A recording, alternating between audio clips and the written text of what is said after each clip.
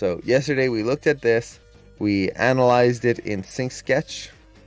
So we did all of our drawings in here, found our key poses, looked at our lines of action, all of that good stuff, and essentially boiled all of it down to some notes. Now this is the revised notes that I did. Essentially, there's a lot more notes that I kind of have in my head of things that I noticed. You don't have to write everything down, as long as you pay attention and have things that you keep in mind. It is good to write things down though, because it's easy to forget things as well. So these are the main notes that I like to take typically for a walk. The timing, the types of overlap, how's the head going to move, how is the body going to move, and then a lot of information on the hips. What's the spacing of the rotate Y? When do we have our extremes? Now you'll notice a lot of this doesn't make a lot of sense if you didn't watch yesterday's stream, like C equals EX. What the heck is that? That basically means that for my rotate Y, the contacts are my extremes. That's the point where they're most rotated. So a lot of these notes are just kind of for me. They are not to show a director or whatnot. I cleaned these up. Here's yesterday's notes, which you can see, ooh, it's just a lot of scribbles. But this is my type of note taking when I'm just analyzing reference. I sometimes will draw things out for bigger poses and more complex shots. I've shown this on stream before. But for quick walks and just kind of understanding an action, a lot of it is just figuring out the timing, kind of seeing where I can push things, and just kind of understanding the key points that I need to hit. From there, I simplified it, and from there I can then just use those to not copy the walk, but just hit the things that make the walk feel like that walk. So that's the goal here. I'm trying to not just rotoscope my reference. So we've got all of this now. I do keep this open onto the side so that I can reference this very quickly. If you have one monitor, just have it open so you can jump back and forth. I also have my reference open just in case I need to take a quick look at it and just get an idea, especially once I start animating. It's always nice to take a look at your reference, go, okay, have I fallen off of the right feeling? Doesn't mean I have to stick to it. It's just something to make sure that I'm not falling into a vanilla walk, for example, or this is supposed to be hurried and I start getting into like a skippy happy walk. I want to make this hurried walk. So it just allows me to quickly jump back to it. But the most important thing is we have our Maya file. Now I've done a little bit of setup here already, which was essentially just bringing in the rig, and people wanted to see the Darius rig, so we're going to be using Darius today. And I just created a very simple setup here. We've got a ground plane and the rig. That's it. I could do more, but we can always add more later. The important thing is the walk itself. And for the rig itself, right now it's just in its T-pose. I did make sure to set up my cameras, so I have a front view and a side view. Whenever I'm doing a walk cycle, I like to have these open. Most assignments, most animations, honestly, these views don't really matter. I have my shot camera, the camera that the audience will see, and then I have my perspective work camera here. That's all you really need. But for a cycle, I find it very important to be able to see my spacing from the front and especially on the side, just to kind of make sure everything is working correctly. The difference between a walk cycle in most cases, at least in the work I've done, is that a walk cycle is not something that the audience will see as the final product. It is a part of a final product. So for example, normally when I'm animating a walk cycle, I'm going to be animating the walk cycle, saving it to a pose library, and then either I or other animators will take that cycle and place it into their shot. So it's something that other people can use or that I can use for later, to animate a section of animation much faster. And then it could be tweaked and refined later on in those shots to match those cameras. So in this moment right now, it doesn't really need to be perfect from one angle. I just need it to work correctly and physically. So that's why I have these different camera views here. The other thing to keep in mind that is this, if this is a video game, you're going to be wanting to animate this to look good from all angles here. So it's good to make sure you have that physicality in there correct. So we've got all of this here, and we're pretty much ready to go. Now, before we go, I do want to save the links that people are posting here. Like I mentioned earlier, I'm going to try to do the walk here first. So I do want to get through as much as possible. I'm not sure how much time we're going to have for reviews. But if we do have time, I do want to get to these links and I don't want to miss them later on. So there we go. Open those up. Nice. Okay, just make sure they all open up correctly. Nice. Okay. So, got those in place. So let's jump back into the walk here. Now, for the walk, there's a lot of different ways we can get started. And this goes for most walk cycles, most different animations in general. So I mentioned already, we could approach this with different workflows. We could do straight ahead, we could do pose to pose, we could do layered. We're going to do pose to pose today, at least for the key poses here.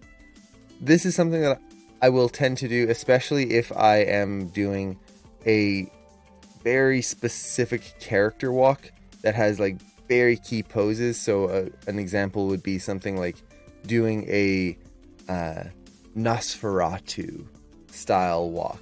So if anyone's ever seen Nosferatu, it's like the original vampire, film vampire, before Dracula.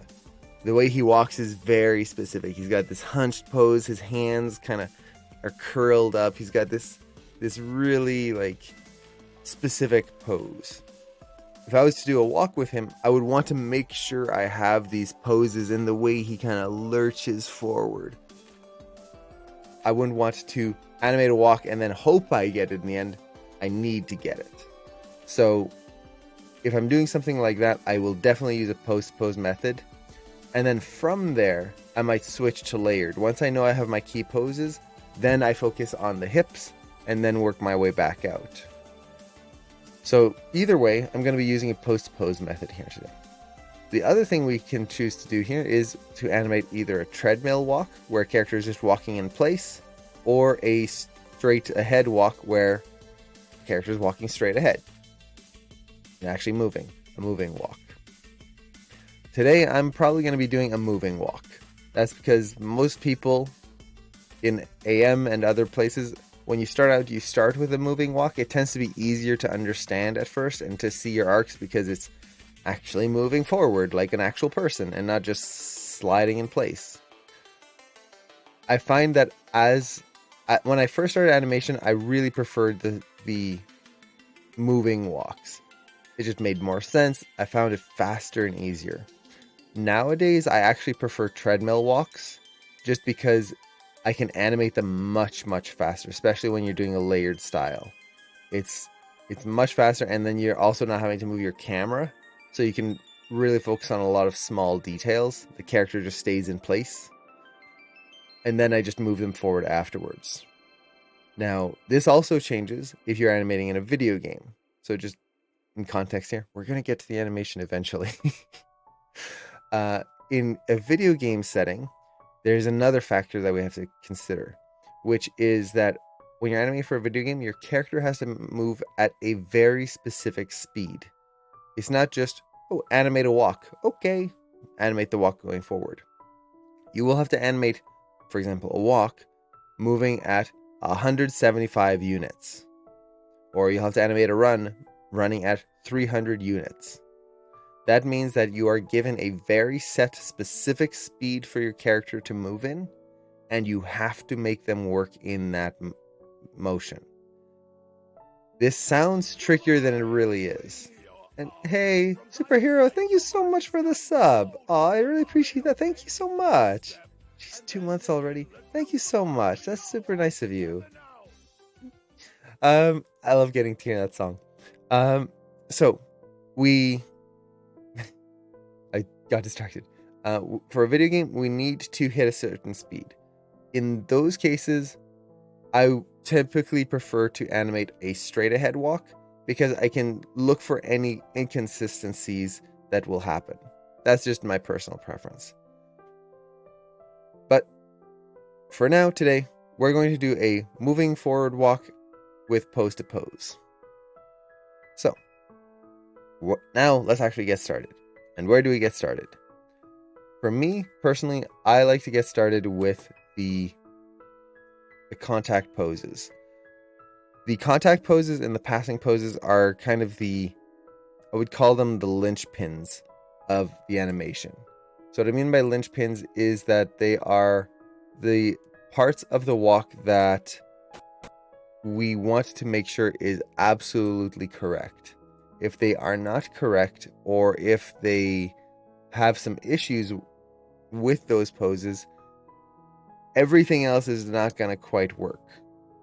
So for a contact pose, let's actually open up our reference, see what we've got here. The main thing that I'm going to want to get in here, let's just put this back near the beginning here. The contact pose here. There. The main things I want to do is get the legs and the hips in place, as well as kind of the overall body motion in here. So I'm going to be looking at the legs, what is bent, what is straight, the distance between the feet. This is an important one. How wide is the stride? Well, it really depends on your rig. Some rigs have teeny tiny feet, some rigs have big, huge clown feet. A good kind of area to look at is how far away is one foot to the other. And you can kind of use the length of the foot as a guide. So right now, we've got that distance here. That's the length of the foot. He's about 1 foot length ahead of his other foot, approximately, probably a little bit more. So I can use that as a guide for my character. It doesn't mean that that's going to be the be-all, end-all, but it gives me a start. It's also a good idea to look at your balance. So let's find a straight line here. If I look at the center of the hips and go straight down, you can see that his balance, it's slightly favoring the back leg right here on the contact pose because he is pushing himself forward, but pretty centered still. So we can take a bunch of notes here on our pose, which we've already taken yesterday, but it's always good to refamiliarize ourselves. And then from there, I'll go into Maya and just make sure that I'm getting those elements in there. So we're going to start. And when I start a walk, it's a very minor note, but I find it very helpful, especially when you're doing a cycle I should say pose to pose moving forward cycle, is when your character is moving forward, not doing a treadmill, leave the 1 foot in place. Don't move it forward or backwards. So don't bring it back here to get your walk working. Just move everything forward. The reason for this is it'll make certain calculations much easier later on, if you ever have to calculate anything. For a treadmill walk, you keep the hips in the center and you're moving the feet back and forth. So just a little thing to keep in mind. So let's just get the distance of the walk first. So we have that foot right in line here. This is where the side view comes in handy. We want about a foot's distance between the characters. So I can just kind of look, where is the foot here? Whoop, put it around there. And that's about a foot's distance right there.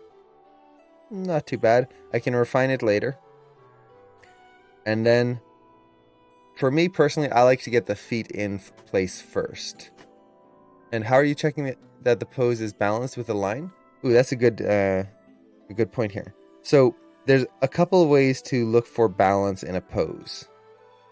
So the way you look for balance is you look at either the center of the hips and draw a straight line down. So I'm going from the center of the hips here, drawing a straight line down. And whatever that line is leaning towards, that's where your balance is set to. Right now, he is balanced between both feet. His weight is split between both feet. But on a pose like this, right here, hips down, he's balanced in the center of this foot, right there. If I keep going further here, he's moving his balance to his toes. So he's pressing forward and shifting his foot onto the toes, and you can see that because the heel suddenly is able to lift right here. If his weight is over the heel, you can't lift the heel because that's where your weight is. So at this point, his weight is into the toes. Just draw a straight line from the center of the hips down. That's the first way. The second way is you could draw a line from where you think the balance point is, up, and you want to make sure that the weight is evenly distributed between both sides here. So we can see here that his weight is actually, it's balanced, but it's slightly leaning forward, which is good in a walk because we do want the character to kind of lean forward a little bit. So you could do that. And then the third way, and this is especially useful for more extreme poses where the character is running and things like that, you draw a line from the center of the collarbone right here down, and this shows you the overall balance point. So the first one, the hip balance point, is great for like simple characters, bally characters where you just have ball and legs, things like that. That's all you really need. As you go into more complex characters, you go into either of these types of lines. The center mass, where you go from your pivot or your balance point up and then make sure everything's balanced, or you go from the collarbone down. So those are the methods that you can usually use for checking balance. Now keep in mind, with a walk like this or any type of run, things like that, the goal is not to be perfectly balanced. The goal is to make sure that our balance isn't way off. So what I mean by that is when you're walking, it is a controlled fall. That's essentially what a run, a walk is. So we don't want our characters to be balanced. We want them to be slightly out of balance in the direction they're supposed to be walking. A good example of that, and my favorite example of that, is motorcycle racing.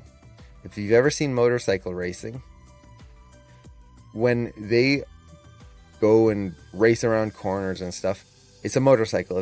It's two wheels that have to stay balanced or else you're going to fall over. If you're not balanced, fall over.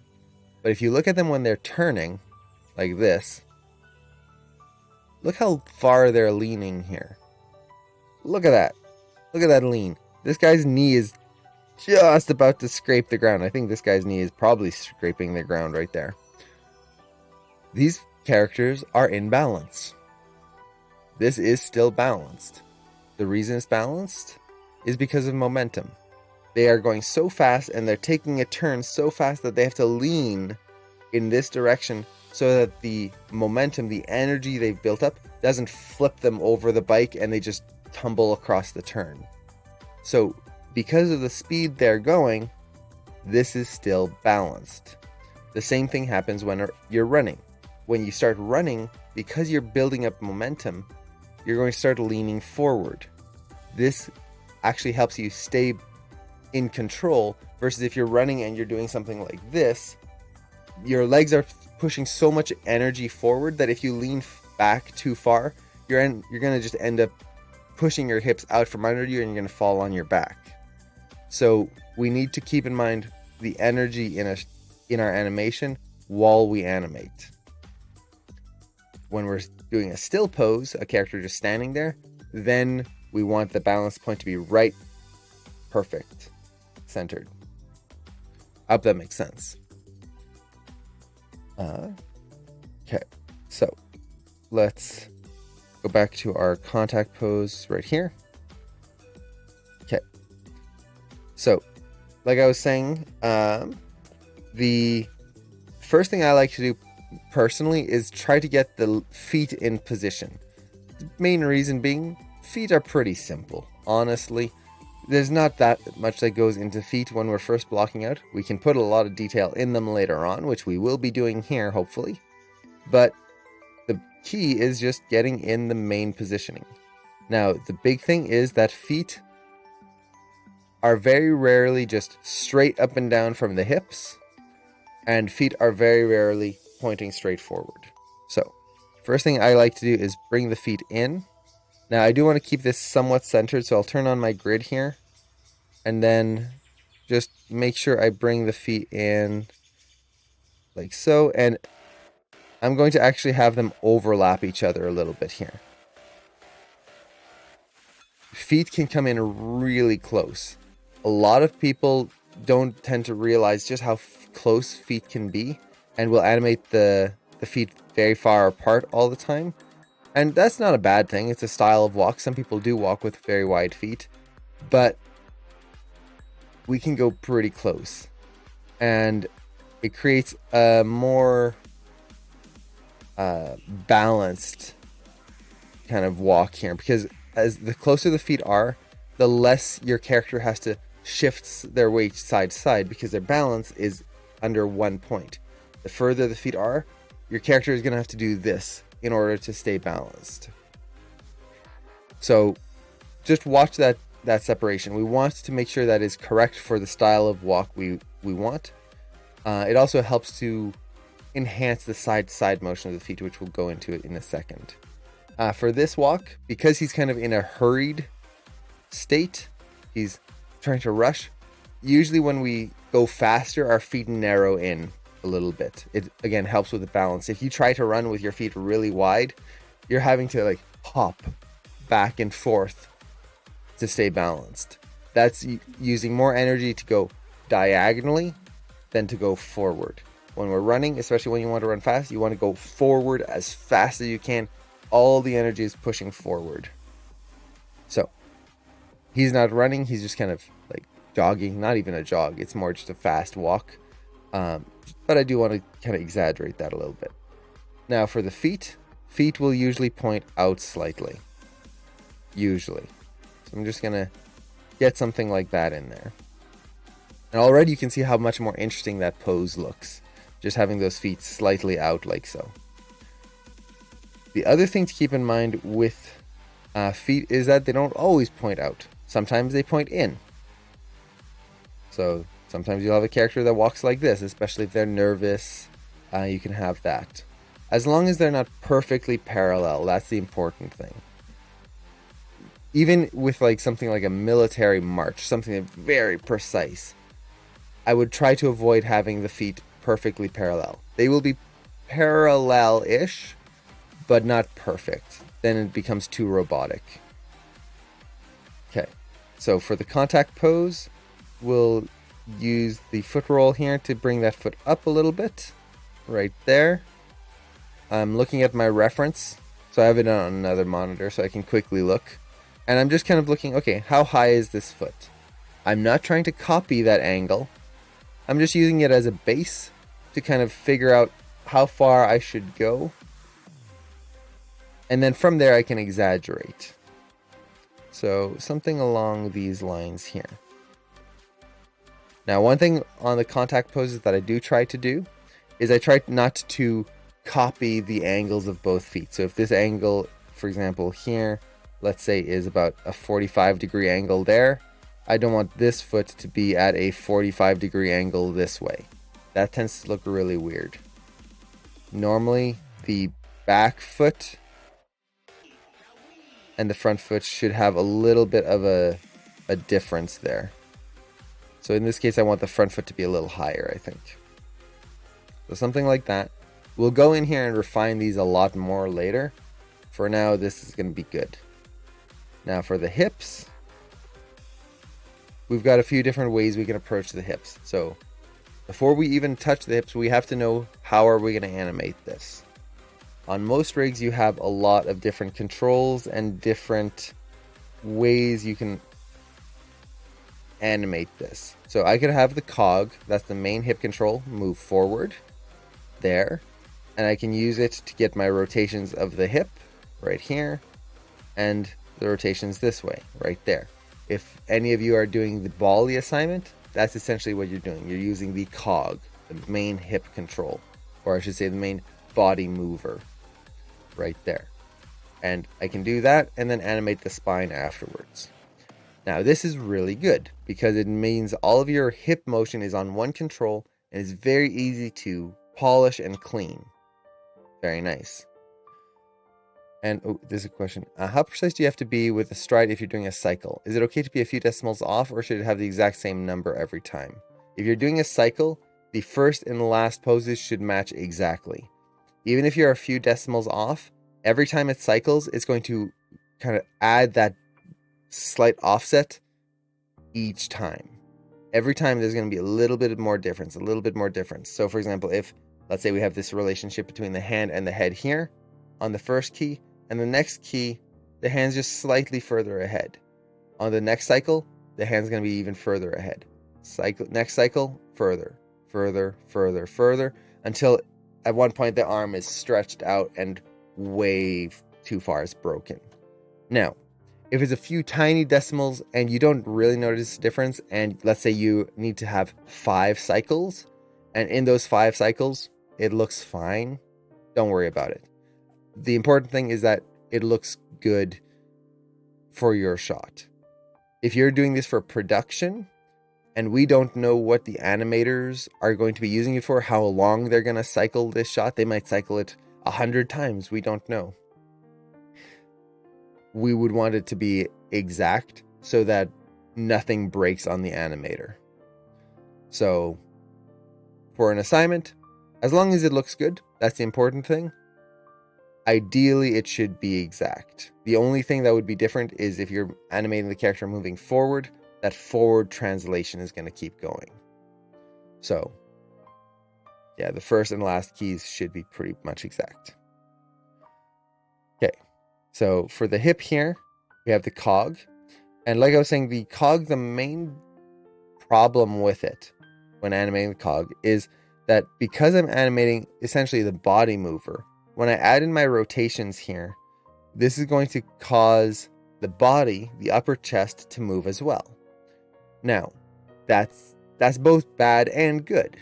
It's good in the sense that it will force me to counter the body motion and create some nice natural bends in the body. That's the way our body moves a lot of the time. Your hips rotate and your spine counters that. This is very nice because it creates organic motion. But it's bad because it also forces us to counter animate. Counter animation is when you have part of a body.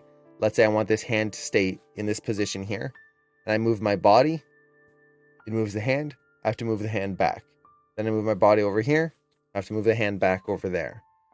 That's counter animation. Ideally, I don't want to have to do that. If I want the hand to stay there, I just keep it there. I would put an IK and then it just holds there. Done. Counter animation takes time because it's very annoying to fix and polish and clean up your curves. It can be almost impossible to clean at times, just depending on the animation. If I can avoid it, I would like to. But I will say that the cog method here is a great way to first start learning animation, especially for like a vanilla walk. It teaches you how the body tends to rotate and react together. It's not my favorite way of animating, but it's my favorite way of learning. It's kind of a weird mix, but to start with, it's actually really good. Once again, because it teaches you how the body tends to move. Now, from there, we have typically 2 sets of controls on a rig that we can use.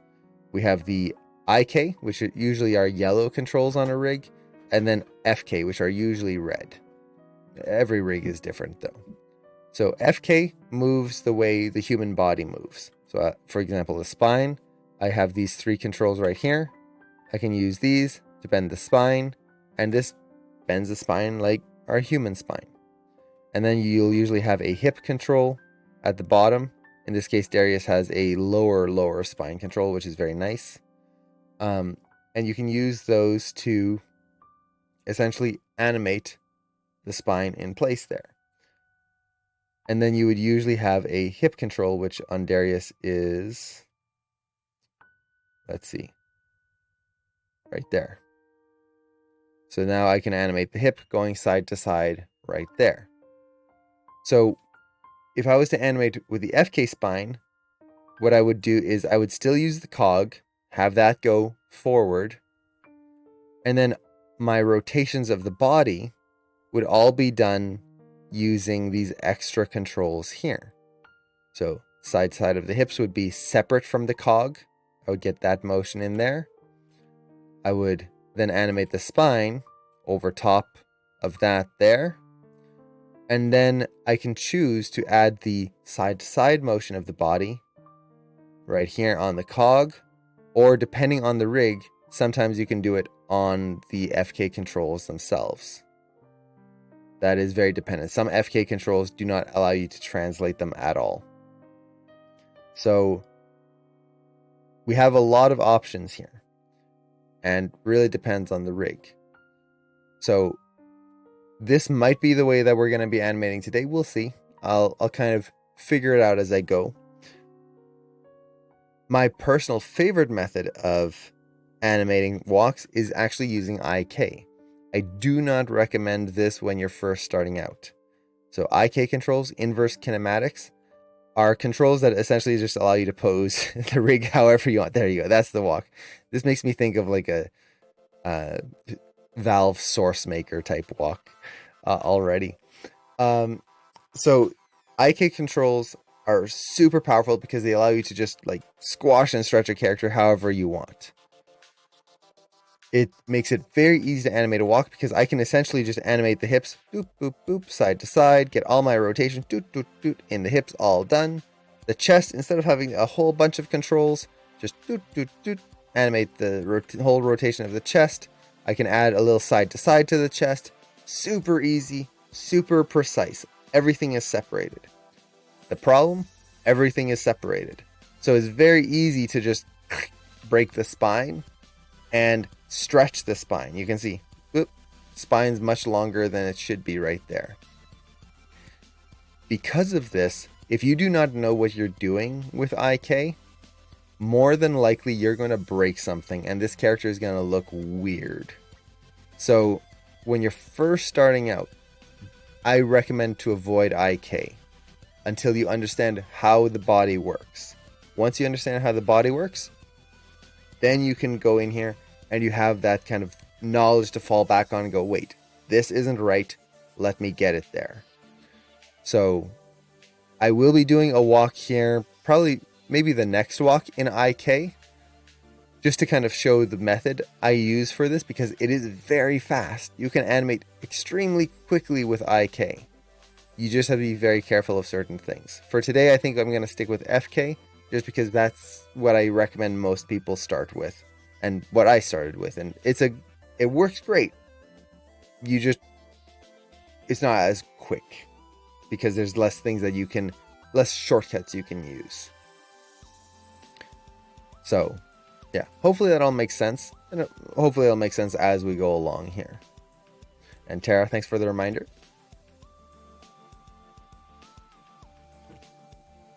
So for today, I think I'm going to be using the IK control here for my cog control for my forward motion. You almost always use the cog. Even with IK, you're going to use that for your forward motion. And I'm going to use it also for my up and down in this case, so that I can get my ups and downs here. Those are going to be the two axes that this controls for the most part. So we'll get that in place there. Do I want to animate it the old-fashioned way? Do I want to use the rotations here? Ideally, I want to avoid that if I can because of counter animation. That's just me. It just takes longer to polish when you have counter animation. It's quicker to pose, longer to polish. I would much rather have a little bit more time posing and then just a quick polish. Because once I have it posed out, it'll take a little bit, but then it's done.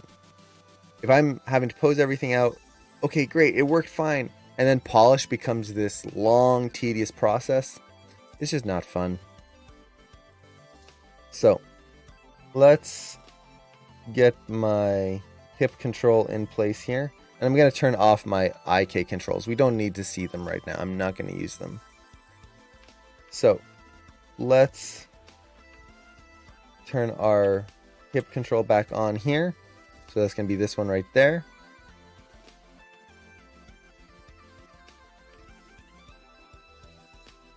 Yeah. Okay. So let's get our main rotation in here for the spine. So for the hip, and yeah, that's going to be good. So for the hip here, I'm just going to rotate that. And the main rotation that I want to get in is the rotate Y, because that's going to be the actual reaching forward. If I don't have the rotate Y, you'll notice that it really affects the shape of the legs.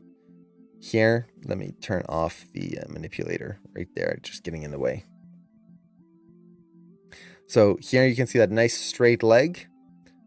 As soon as I add my rotate Y, it's bent the legs. So I want to make sure I get this in there.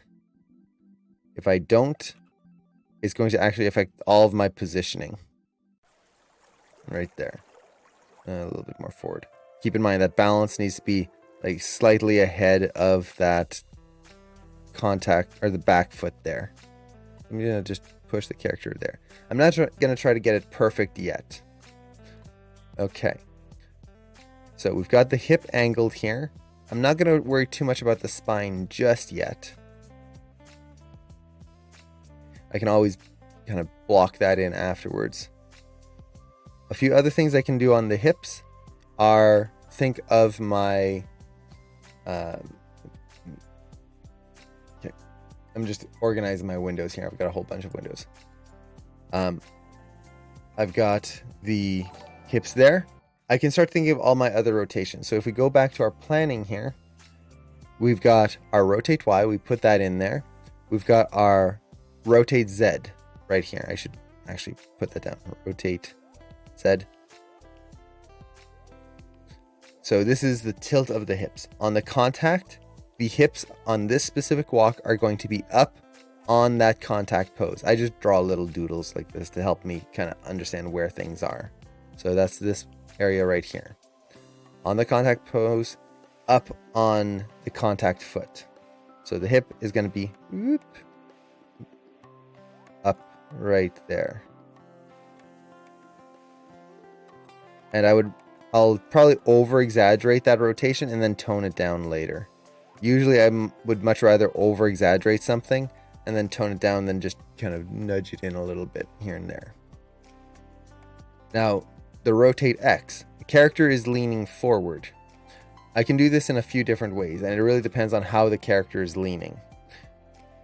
This is where you have to think of your anatomy and just think of how you would lean forward. I can stand here and lean forward by not moving my hips and just curling my spine. This is more of a slouch. Just curling my spine like this. You'll see there's this big curve on my back there. My hips haven't moved yet. Or I can lean forward from the hips and do this, and my back is straight and I'm still leaning forward. So this is going to be how is the character holding themselves. I could even lean forward but angle my spine back, so now my spine is going in this reverse curve, but I'm still leaning forward. So in terms of the rig, it would be like doing this, and then I'll take my spine controls here and do that.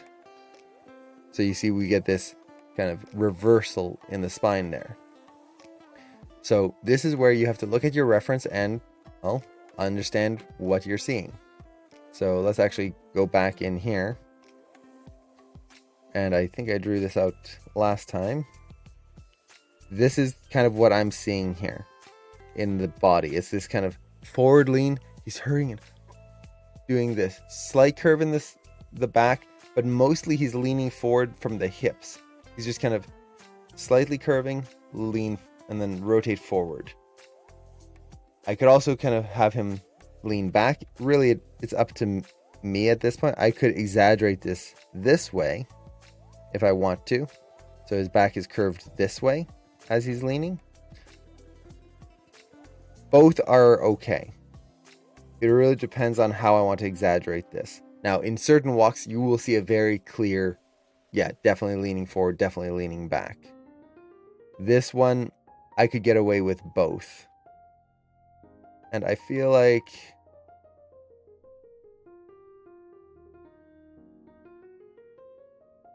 Let's see. Just debating right now. This is going to be a simpler, cleaner line of action. Definitely. But I feel like maybe this one could potentially push the eagerness of the walk.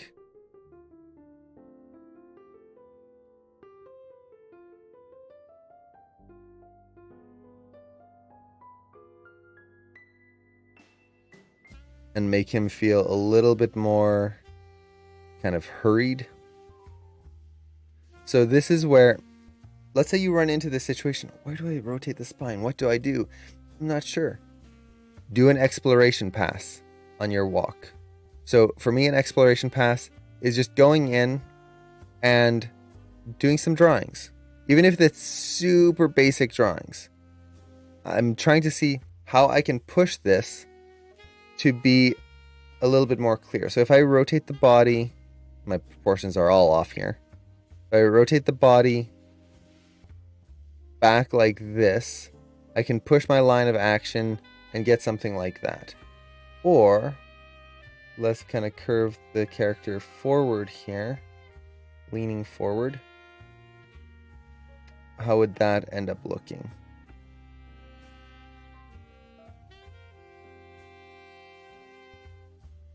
Feels like music is, we're in a film noir.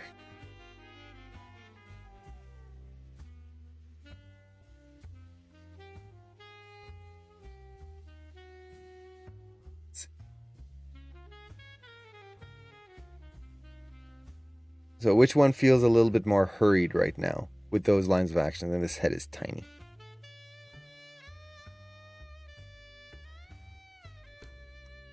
So let's see. Which one feels a little bit more hurried? I kind of like this one, I think. It feels a little bit more nervous.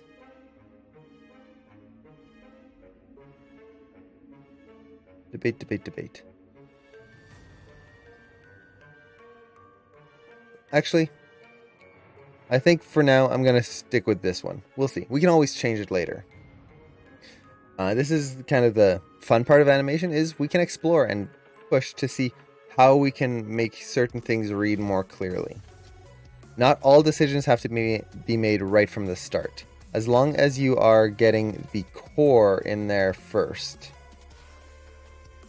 And this is what the blocking is all about. Blocking your shot is not about getting a final animation right away. Ideally, it's nice when that happens. It's also about seeing how far we can push things and experimenting before we add in a ton of extra detail in there. So let's kind of push the hips forward this way. And I'm going to do that a little bit with the body. Whole body tilting forward, like I said. That's going to get me my main angle in the body. And I'm going to over exaggerate it here. And then the rest, I can use the spine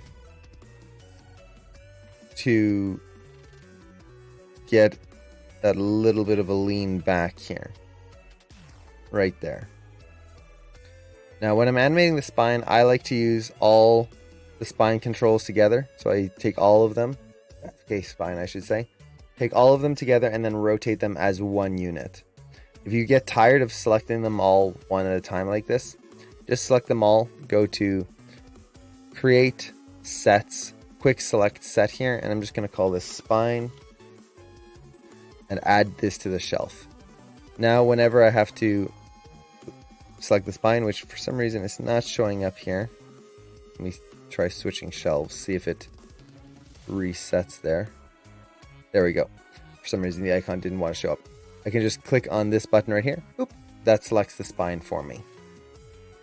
If you have Animbot, you can create your own quick select sets like that. And Animbot is another way you can speed up your walks. For this one, I'm not going to use Animbot.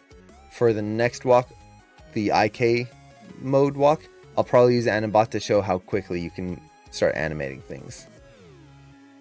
So we'll get the spine in place here. Okay, and then from there, let's keep refining. So we've got our hip rotations here. Rotate Y is good. Rotate Z is good. Okay. And then this is just going to be my forward motion, my up motion, and I'll also probably... I don't need this for my side to side. Well, I'll probably add a little side to side here in there. So we've got that in place. The hips are pretty much in position. I think, let's see, let's exaggerate our rotate Y just a little bit more. And then I saw a question here. Let me get to that. How do you make sure that your forward translate matches for each cycle to line up? Sometimes my legs will fall behind. So you need to copy your first pose to your last pose. And I'll show you how to do that here in just a second. Essentially, you just take pose 1, middle mouse drag to the last pose, set a key. And then there you go. You just need to make sure you copy them. If you don't, you can like double check all the values have the same difference. So for example, the foot here has a translate Z of 0. The hips have a translate Z of 0.933. So when I go to the last pose, I look at the translate Z of the foot, make sure the body is 0.933 ahead of the foot. That method sucks. I've done that before on certain walks. It's so boring and so tedious. Doing a bunch of math on just decimal values. It's easier just to copy and paste the poses. Now the chest here is going to counter the rotation of the hips. So I'll get that in just super quick here. The chest is not going to be rotating a lot. He's not doing this. Since he's a hurried walk, the chest is much more subtle. So I'm not going to be doing huge rotations here.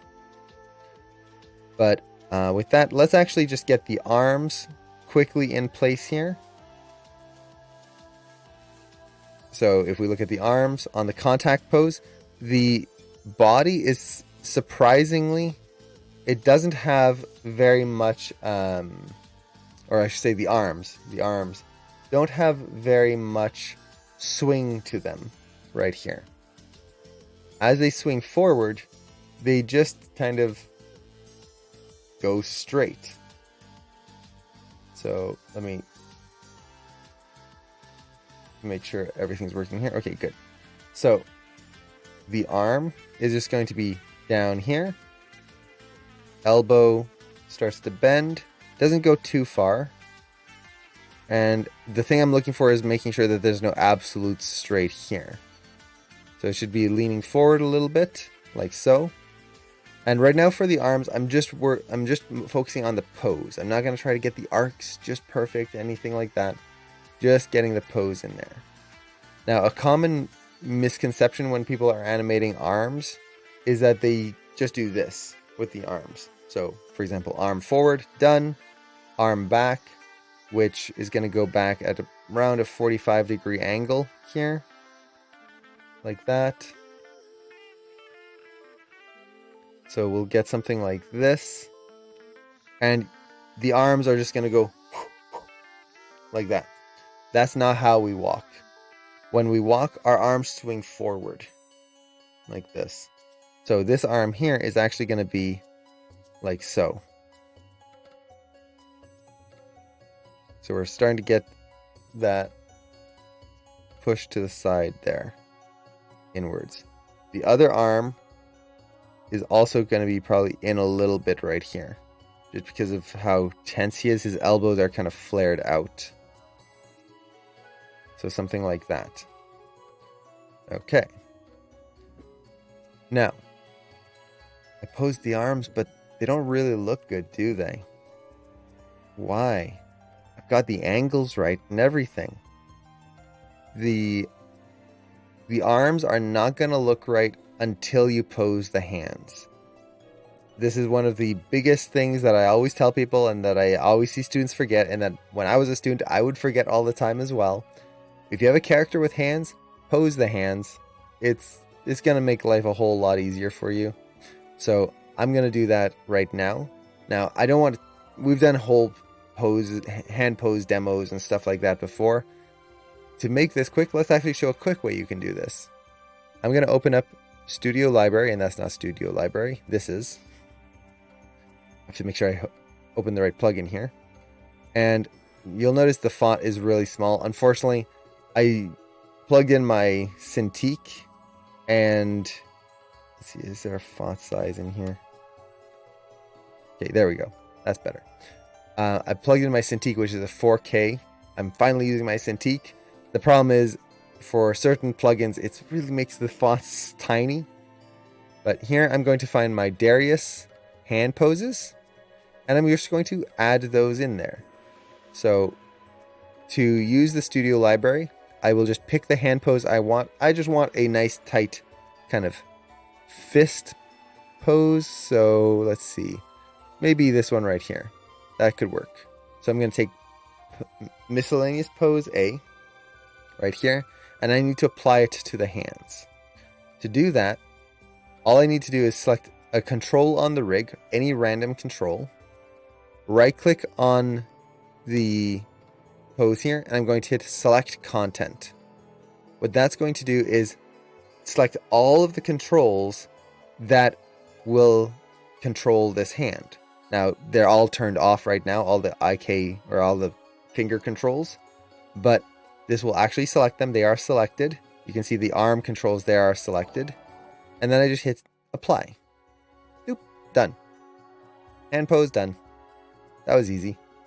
If I want him to be a little bit more relaxed, I can just now take that, apply that. There we go. So, with that, I can close this and make any small adjustments to the hand. For this shot, I could go into the hands and do a whole bunch of stuff, but it's more about the walk right now. So if we have time, I'll go into it later. But with that, that's done. I can now just add a little rotation to the wrists. So normally when we're tense, our wrists will tend to go out ever so slightly. We could keep it like perfectly straight in line here, but I kind of like to have that little bit of a bend in here. It just makes it feel a little bit more dynamic. So something like that. And you can see how the arm pose just feels a little bit more interesting now than when he had these big paddle hands. Now we've done that. Why are the arms still not looking good?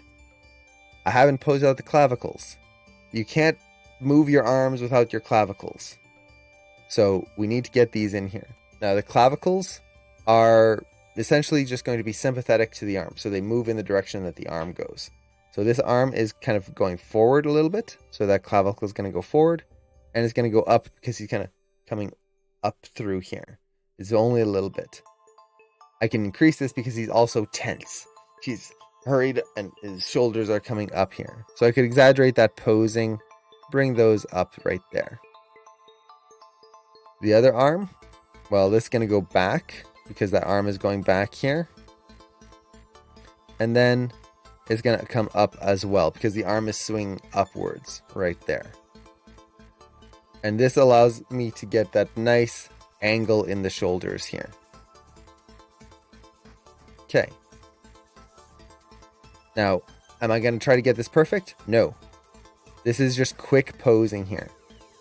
A lot of this might not work. I might have to come back in here and retweak a lot of this.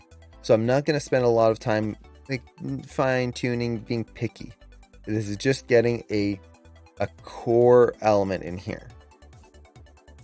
So we've got the main pose pretty much close to done here. Let's now go into the head and pose that. So the neck typically will lean forward slightly because he's kind of in a hurry. His head is probably going to be back a little bit. And then the actual head angle here, I think I'm going to, let's see, if I'm hurrying, yeah, head down a little bit. And then I'm just going to have the eyes up a little higher here. I'll worry about the eyes later. And the face as well. So this actually goes into an element of the face. The face is like the hands. If we don't pose this out, he's just going to look really boring. Well, how can we pose this out? There's a few different ways we can do it. We could do it super quickly, like with the pose library, or we could take a little bit more time. I'm going to do it super quickly because I don't want to spend a lot of time on something that I don't need. And I'm just going to get a super basic expression here. I want, let's see, what eyes? Something slightly worried because he's in a hurry. So maybe something along the sad line here. So getting somewhere in there. And then either one of the angries to add tension. But we'll go with that for now. And then with the mouth, let's just kind of have something. I could add a little bit of tension with this. Yeah, that actually looks pretty worried. There we go. So a lot of times, like, this is actually just a whole side tangent about expressions. You have a lot of core expressions. Happy, sad, angry. Those are very, like, core expressions. But then we start getting into the more, like, nuanced expressions. Concerned, disgusted. You have, like, pleased. How do you get those? A lot of times they're mixtures of things. So, for example, let's kind of take my glasses off here. If you have angry, brows down, mouth kind of scrunched. Sad, brows kind of pulled in more here and mouth kind of down. But if you mix them together, you start getting into like either worried or concerned. The brows are sad, but the mouth is like starting to get into that slight angry. If you go into disgusted, mouth is kind of like pulled up, and the eyes, it's not angry, it's like squinting. So it's like, ugh. So it's just mixing and matching certain things. That's a whole other discussion. I'll probably be doing a demo on that in the future, but yeah, expressions are a lot of fun when you start diving into that. Now, there's a few questions here. Does Darius have a pose or a GUI for his face? Yes. So if I open up my GUI picker here, let it load. Load it on my other monitor. Yep, there we go.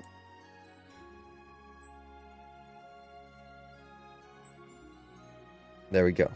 So there's our GUI picker for the body and the face, and it's zoomed way out here. There we go.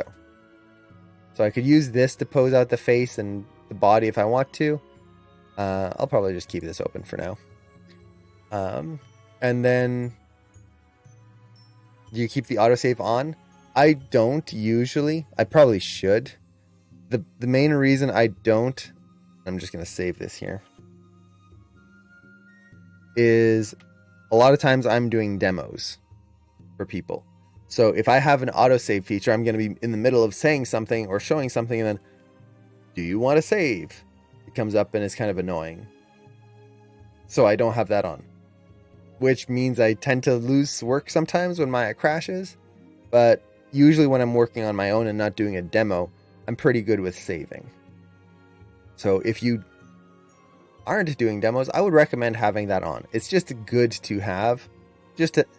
It's easy to fall into that the habit of just like, okay, I'm animating and I'm just going. And you animate for 3 or 4 hours or 5 hours and you haven't saved anything because you're in the zone and you're just going and going and going. So it's a good feature to have. Let's see. What should the best setup, or how should I best set up my pen for the Huion Canvas Pro for Maya? So I have a Cintiq, very similar. Honestly, the only things I set up for my tablet, and I used to do this for my Intuos tablet, any tablet I've ever used, for Maya, the only thing I set up is the right click, middle click on the buttons right here. That's it.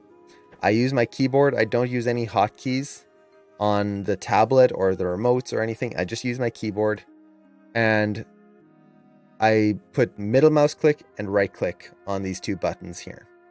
That's it. And I switch it from the default. Normally right click is closer to the pen tip, middle mouse click is further away.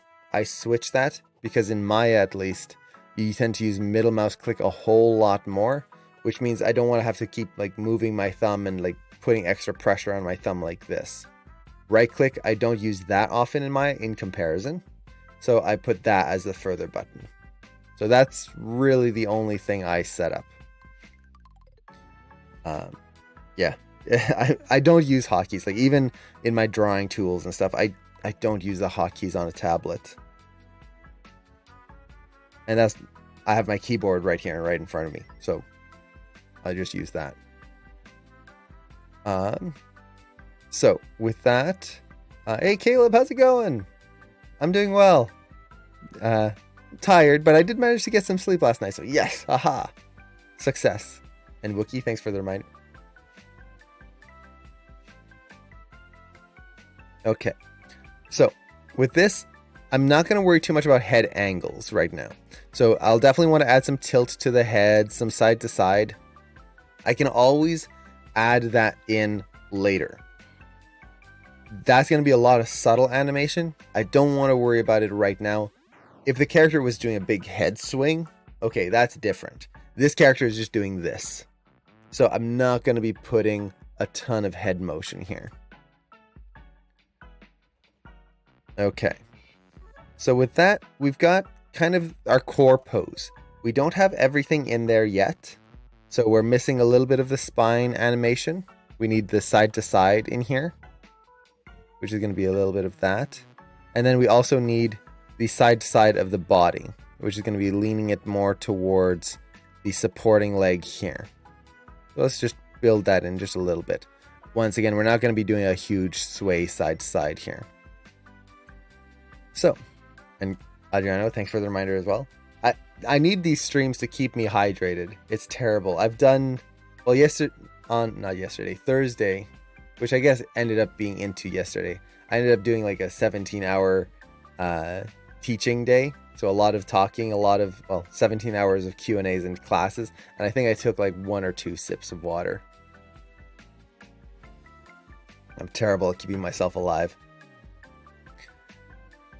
Okay, so we've got our first pose. Is it perfect? Nope. Do we care? Nope. Because a lot of things here will change. Like we spent a lot of time here talking about this because we're explaining everything. But the core here is that we want to animate this fast, which is weird because it took me an hour to get one pose in. But we want to get this in fast so that we can go to the next pose and see how things will be affected. I don't want to get stuck on this pose and try to get everything perfect and absolutely just beautiful, only to go to the next pose and find out, oh wait, the hips need to be lower, and it changes everything. So we've got that in here. I'm going to tweak this a little bit. I'm not happy with the angle of the leg right there. So just, I do this whole talk on, oh, don't be perfect, and then I go in and have to try and be perfect. So let's set a key on all of this. Now, to set a key, I'm just going to select everything right here. Make sure I don't select the geometry. Select all this, hit S to set a key. If you want to make sure you have all of the controls, even controls that are not visible, if you have a GUI picker for your character, you can go in here, hit select all, and key all, or I will just select everything and then hit S to set a key right there. Now this is something that I will do depending on the shot and depending on my layout. If I don't want to have the GUI picker open all the time, now that I've selected everything here, I'm just going to create another set, quick select set. Let's call this all and add that to my shelf. Now again, for some reason, it just doesn't want to show up. So let's switch back. There we go. Now, if ever I need to key everything, just hit the all button, boop, done. So yeah, that's just a quick way to now be able to set all my keys on everything. And let's see, where can I get the character? So this is Darius, the Darius rig. He is an Animation Mentor rig. So students of Animation Mentor will have access to this rig. Unfortunately, if you're not an Animation Mentor, there's no way to get access to him. But this is a really fun rig. I've done some pose tests. I've shown these on stream, but I might show them later again, just because I think they turned out pretty okay. I did some pose tests for this when the rig was first being released. And he's so fun to animate the face with. It's one of the rigs that I have had the most fun animating the face with, aside from the Adonis? No. Apollo rig. Apollo and Artemis rigs, which are both publicly available. I think I forget the price. $25, something like that. If you're looking for a public facial rig, those two are probably two of the best that I've ever used. Although I do have a few new rigs to test still, which should be fun. So we've got our first pose here. Once again, is it perfect? Nope. Do we care? Nope. So we need to go to our next pose. Where's our next pose? Well, luckily we did all our planning. I can just open up my planning sheet right here. Next pose is either the up, passing, down, or contact. And we've got all our frame numbers there. There we go. We know exactly what we need to do here. So, how do we approach this? Honestly, it's up to you. Some people will go straight ahead. So they'll go, even though we're using the pose-to-pose method, they will go contact, up, passing, down, contact. In this case, for this specific walk, that's the order of things. So you could do it in that way. Some people will do the contact, then they'll do the passing, then the next contact, and then put the ups and down poses in between. Some people will do contact, then the next contact, and then work between those. Is there a better way? Is there the optimal way? No. Whatever works best for you, and honestly, whatever is best for that walk. For me, let's go to the next contact, actually. Because if we can get all three contacts, we'll essentially have the cycle. And then we can kind of build it from there, and I can show some other extra things here. So I'm going to select everything here. I'm just going to go to my next key, which is my next contact on frame 10. And then actually, let's add the last key here on frame 19, just so we have it in place there. So there's our walk cycle, and I'm actually going to take my timeline here. Let's bring it way down, so we just have those frames right here. So we have our 19 frames. So frame 10, we need our next contact. Well, I'm just going to switch the feet over. Now this is where having a tool that allows you to mirror the pose comes in really handy. I could just take this whole pose, mirror it, go forward. Once again, I'm going to do that on the next demo. If you don't have a mirroring tool, I want to show you the way you would approach this. Just because a lot of people here are starting out and you don't have access to a paid plugin. So let's do that as quickly as we can. So for the foot contact here, I'm just going to zero out the foot roll and then look at my other foot roll. It's about 10 and get that in place there.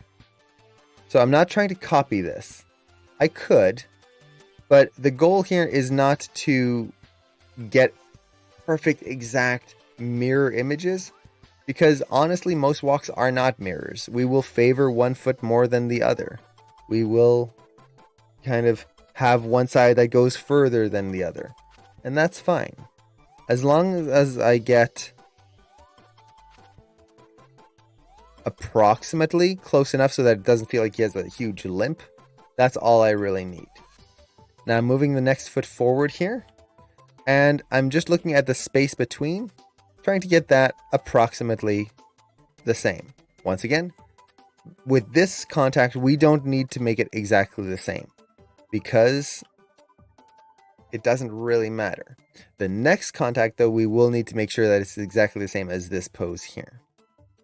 Okay, so with that, the feet are pretty much done. Well, that's it. All we did was move one foot forward and switch the foot rolls there. For the hips, we'll just move this forward here. There we go. So the character is now moving forward. It looks so stupid here. And now we need to reverse our rotations. Well, that's pretty quick, honestly. So we look at this here, and we just look at all our attributes, so usually translates and rotates, and see which ones do we need to flip. So translate Y, that's the up and down. Is that going to be flipped on the next contact pose? No. It's just going to be the same. Translate Z, forward motion, is that going to need to be flipped? No. Okay, do I have any rotations? Rotate X, that's the forward lean. Is that going to be flipped? No, because I need to be doing this. Okay, done. So my cog here is done. Let's do the hip control now. Hip control. Rotate X. Once again, forward lean. Is that going to be flipped? No, because that's just that forward lean. Rotate Y. Twist. Yes. If we are now contacting on the next leg, his hips are going to have to rotate the other way. Okay, how do I get this? If it's positive, I just put a negative in front. Boop. Done. Rotate Z. That's the tilt right here. Yep, that's going to have to twist the other way. Oh, it's negative. Make it positive. Boop. Done. Okay. And did I not add any translate X on this? Or did I actually zero it out completely? Okay, cool. Now, for the spine, boop, same things. Rotate X, that's the forward lean. Fine. Rotate Y, we reverse. Rotate Z, we reverse. Okay. Now for the arms, let's do the clavicles. So let's look at our rotations. We've got X this way. That's really the only thing that's going to reverse completely. And I'm not going to reverse this though, because those depend on the arm poses, and the arm poses aren't perfectly mirrored when they go forward and back. So I think for the most part, the body is pretty much done, reversed, and you can see it didn't take too much time. I just have to reposition the hips now. Yeah, there we go. We're starting to get that motion in there. It feels a little weird, but that's because we're not getting everything 100% right now. We're just kind of putting in the core elements, and then we can refine it from there. Let's get the arms in place here. So arm going back here is going to be about 45 degrees. Elbow is going to be a little bit further in here. Something like this. Get that clavicle in place a little further back. Maybe a little lower. Our clavicles don't usually go up as high when we go back. And then this arm kind of forward, in, maybe elbow out just a little bit more. Something like that. And then get that clavicle to go forward as well. And the angle of the arm here was just past straight.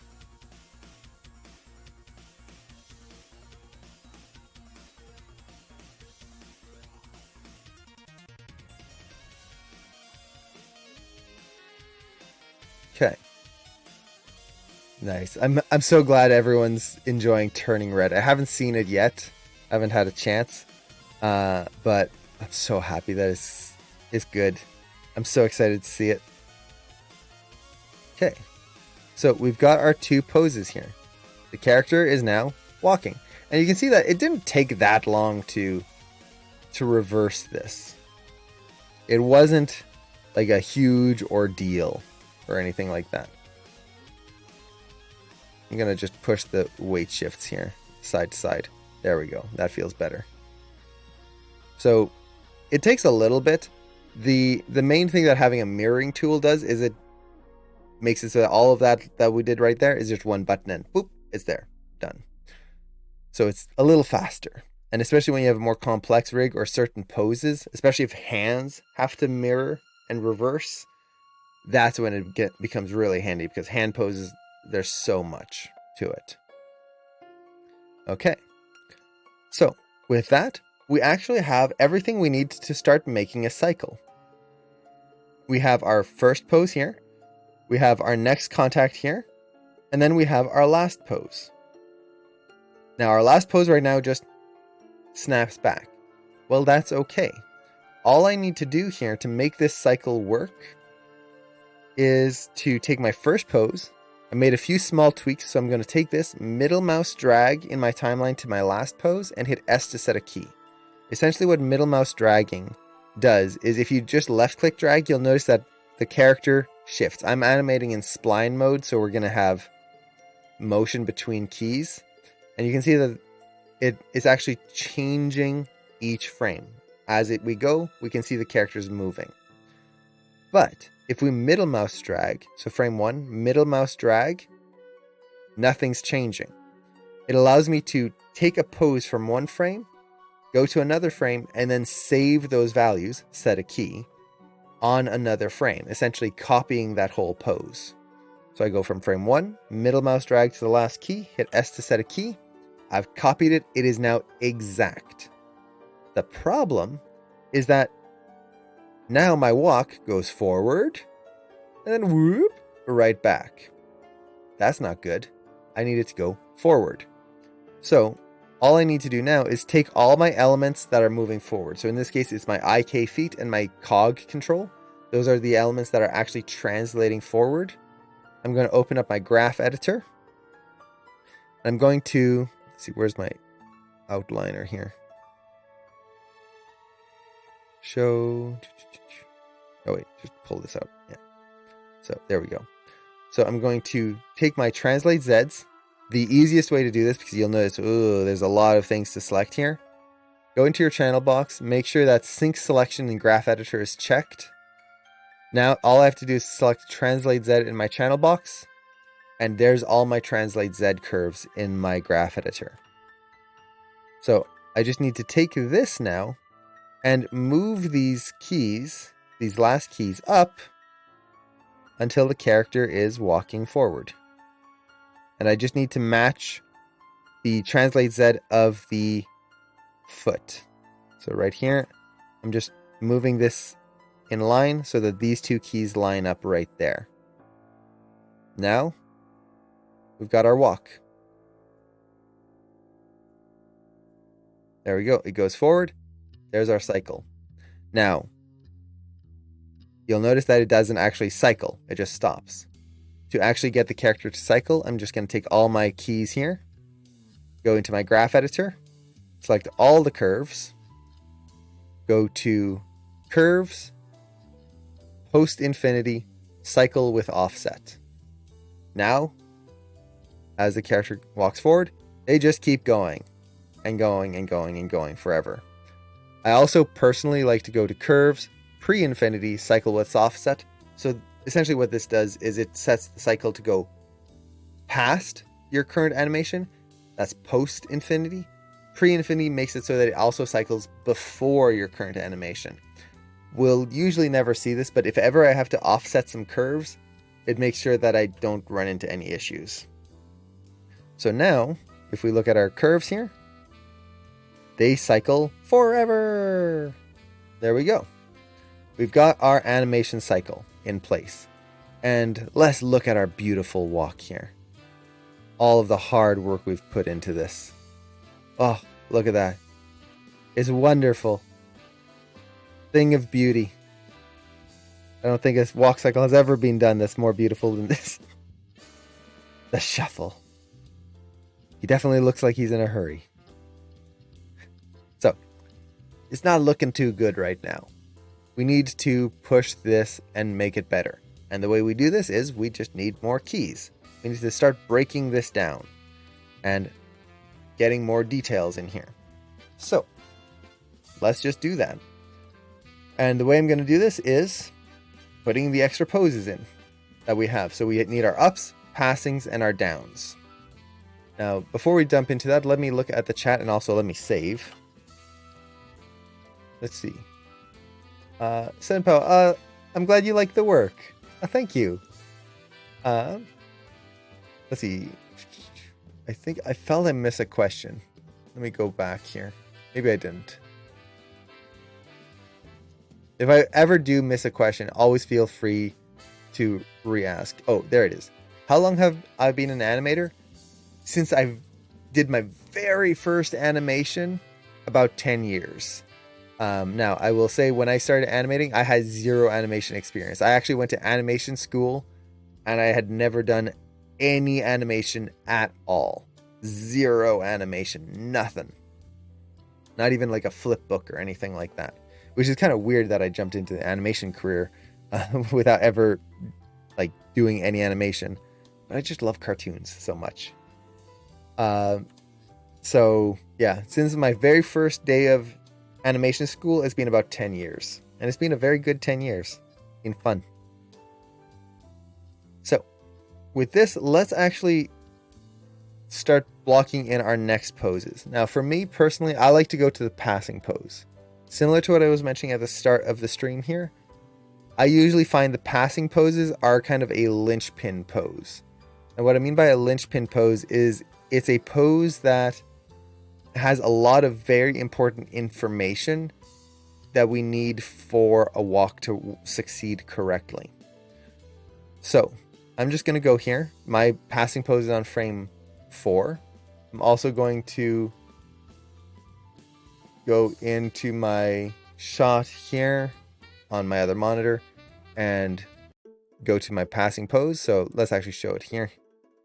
Our passing pose is going to be right around here. Let's get rid of that line. It's kind of in the way. So this is the pose we're going for right now. Now, just as a quick little tip here, if ever you're trying to figure out like the differences between poses, look at your reference here and let's go through and get rid of that. And just swap between your two keys. So here's our contact, passing, contact, passing. And just look at what changes in your reference. It makes it very easy to see what you have to move and what you don't. So one thing I'm noticing is that the arm that's closest to us moves much faster than the arm that's further away from us. See how the further arm, it's moving down, but it's not really moving forward that much. So that's a nice little detail that, oh, I could add in there. Okay, so let's start building things in here. So on the passing pose, the first thing I always do is get the feet and the hips in place before I do anything else on the body. The big reason, especially with the feet are very simple. They're either going to be up in the air or flat on the ground. So on the passing pose, this foot is going to be flat on the ground. Done. That's it. That foot's done. The other foot is going to be up in the air. So this foot here, I'm just going to translate it up. When I translate feet and animate feet, when they're on the ground, I like to keep the foot roll as my main control. That's basically this attribute right here. It allows you to roll and pivot the foot on the ground. As soon as it's in the air, I don't use any foot roll and I just use my rotations. And the foot's going to be coming out here. Start to rotate outwards. Knee forward. Let's get that hip forward here.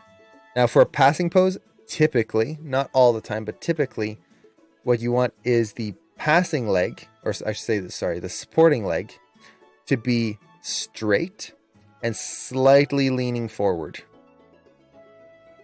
Right there. This creates that feeling of the weight of the character moving forward. He doesn't feel like he's going to walk backwards.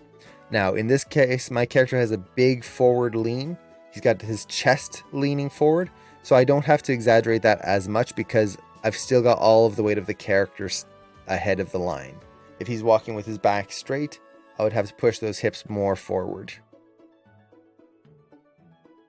Let's see. Let's exaggerate this foot here a little bit. One thing I'm always looking for on my passing feet is the angle of the foot versus the leg. You'll notice that it kind of looks like they're just flat right now. It's a 90-degree bend. I try to avoid that if I can. It just tends to look kind of weird when the foot's just a 90-degree bend. It makes it look stiff. Okay. So, we've got that in there. He's going forward. I feel like the hips are going to be moving a little too fast here because of that forward lean. Okay. We'll get the actual speed in later. Okay. So we've got those poses in there. Good. So on the passing pose, let's get the cog in place first. The hips are going to go over towards the supporting side right there. So he's shifting his weight over top of the supporting leg. My translate Y and Z I've already touched up, so that's perfect. Let's do the hip. The hip, we need to check our reference, or in this case, our planning. So our hip on the passing pose, the contact foot was the highest. Then the foot that's moving forward is starting to raise up. So on the passing pose, it's coming up, but it's still angled down. So my notes are very small and like basic here, but it's just enough that I can understand what's going on. So the hip here is going to be moving up, but it's not going to be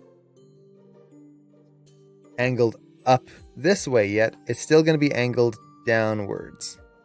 Now, if ever you're fighting the hips and it's like there's a lot of rotations going on and you're not sure what's going on anymore, it's okay to zero things out. Take all your rotations, zero them out, and then start re-rotating things. So the one thing I want to make sure of is on the rotate Y, that this hip is starting to move ahead. If that knee is passing, that hip should be passing. So we're starting to get those rotations in there. So something like that. Okay. Now, for the body, let's select our spine. We could do the same thing. I could zero it out. In this case, I think I'm fine if I just twist the body a little bit. So it's going to counter what the hips are doing. So if, let me undo that, spine.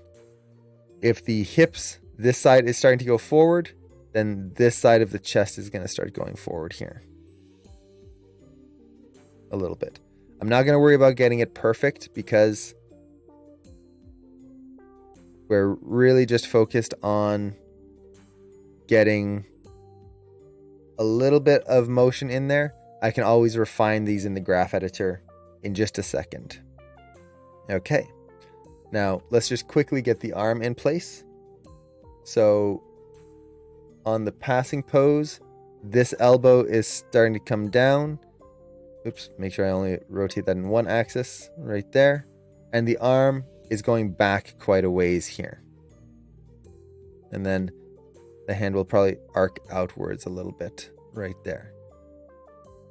Clavicle, if the arm is starting to come down, clavicle will go down and start to come back. Let's see, is it IK spine or just looking like it? I'm using FK spine for this character right now. For the next shot that I'm going to animate, I'll probably do it in IK spine. Now this hand, it goes forward a little bit, but really the hand went down. So I really want to sell that here. See that contrast in the arm positions there. So this arm coming down, let's actually push this even more. I think, did I have a drawing of my, I think I did. My arm pose on the passing. Yeah, it's pretty straight there. So let's exaggerate that here.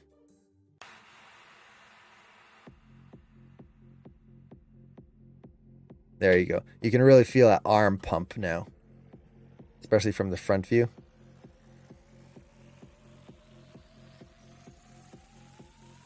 He's not just doing this. Now there's kind of an arm pump, and it makes it feel a little bit more tense in there. Okay. And once again, I'm not going to worry too much about getting a ton of detail in here. I want to get the overall motion in here first. I've got the pose, like, it works pretty well. But we can always refine that quickly and easily later. As long as I have the core motion, that's the important bit.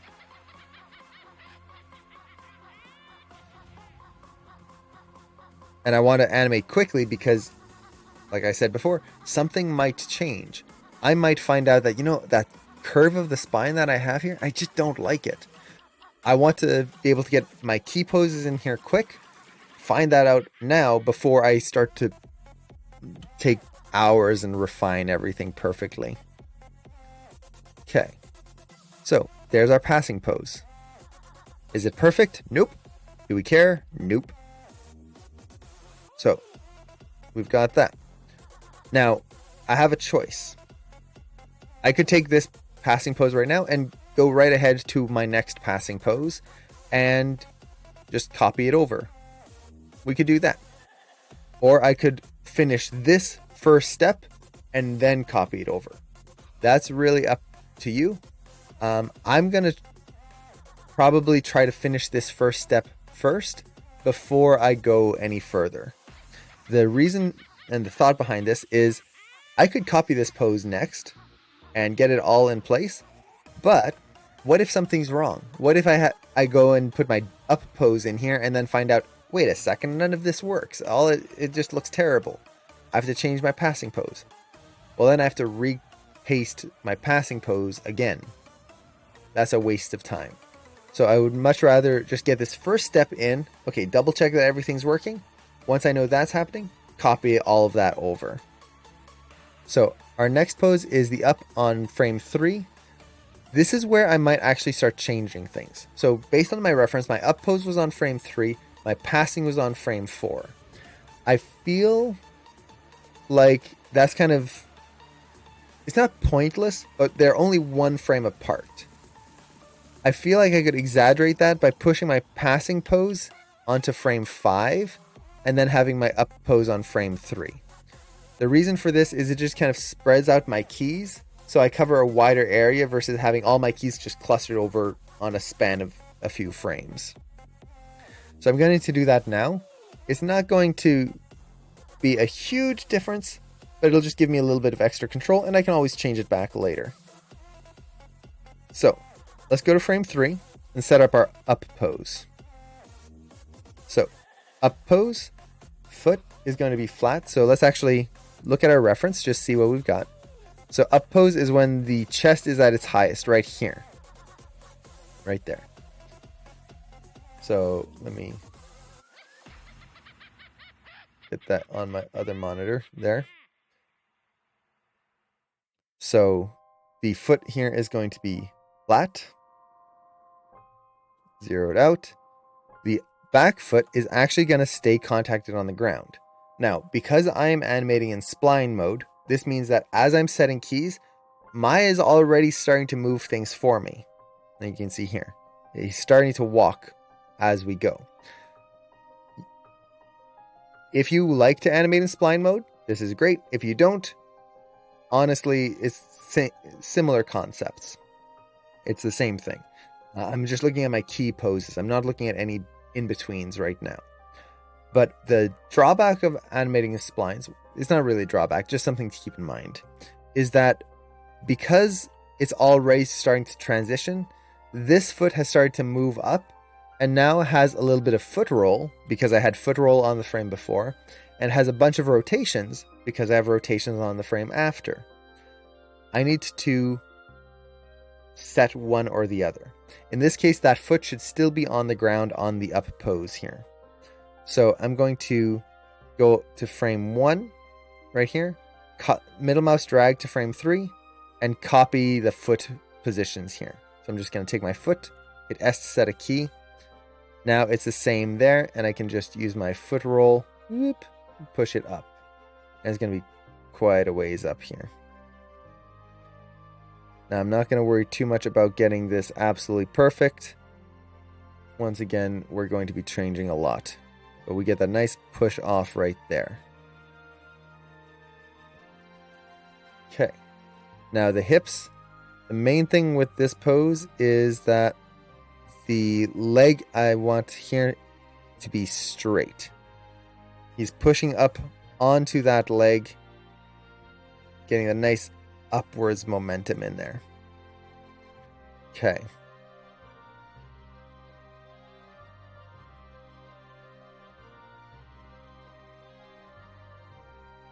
So as he goes through here, the other thing that I'm noticing is that on this frame, the body is straightening up here.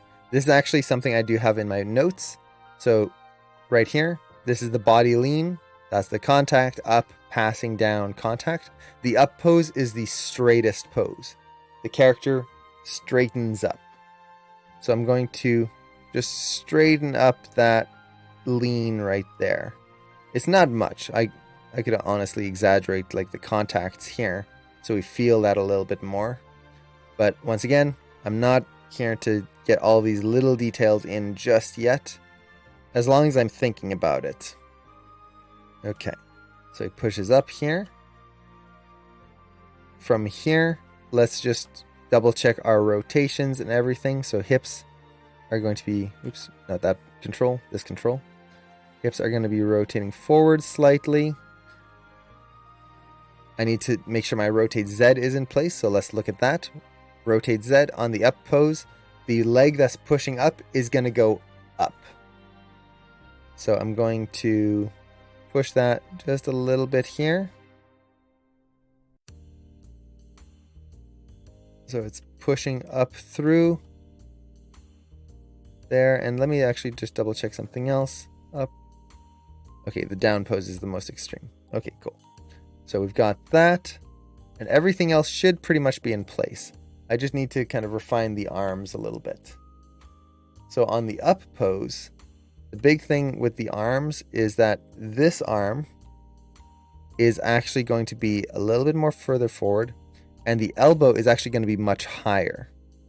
So his arm is continuing to swing up on that up pose and then comes down. This is going to create that nice overlapping action in there.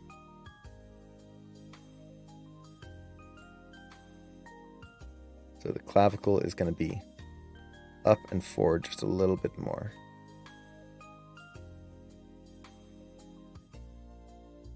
Okay, and then the back arm is starting to come down. I'll probably favor this up a little bit more, so we get a little bit more of a pop down there. So when I say favor a pose, essentially what that means is I'm leaning towards the frame before or the frame after. Instead of having a pose be in the middle, so for example, if I pose here, pose here, pose here, one right in the middle, that's not favoring anything, it's just in the middle. If I favor this pose, I'm bringing it closer to where it was before, or I could bring it to where it is going to be. I'm pushing the pose to be more similar to one side or the other. Okay. So we've got that. That didn't take long. You'll notice that as we go, it gets faster because we already have a lot of the information in there. And yes, this is the animation from yesterday's reference breakdown. So we're now starting to get into actually building it up here. I'll bring that clavicle down. And an important thing to keep in mind with any walk like this, or any animation, honestly, none of your poses are ever final. We are always changing things. So I'm going to be looking at all my views here. I'm scrubbing through. I'm using the comma and period keys to just frame back and forth. It's essentially like flipping through the papers. If you've seen 2D animators, they have the pages in their fingers and they're rolling it and flipping through. That's what I'm doing here. I'm flipping through to kind of get an idea of, okay, how are things moving? How does the motion feel through all of this? Can I exaggerate anything? One thing I feel is I could push the arc outwards of the foot here. But we'll get into that in just a little bit there. Okay, so we've got that done. You'll notice that I didn't do every single rotation, every little detail. It's good to double check them, but I know that based on the way I'm working, that those are already starting to adjust for me. And I could go in and like try to nitpick the spacing and everything at this point. There's no point yet because I still have more poses to add and that might change things. I want to get something in quickly that I can then refine afterwards. As long as it's not broken and that I'm not forgetting something crucial. For example, like if I have this hip or the spine like totally twisted out of the way, or my ups and downs aren't working, I need to have the core in there. The details can come in after. Okay, so let's go to our down pose. Our down pose is on frame 8. So right here. So I'm going to go to frame 8, select all my controls, hit S to set a key. And let's look at our reference. And the down pose is when the chest is at its lowest. So, let's see. Right around here. Double check that.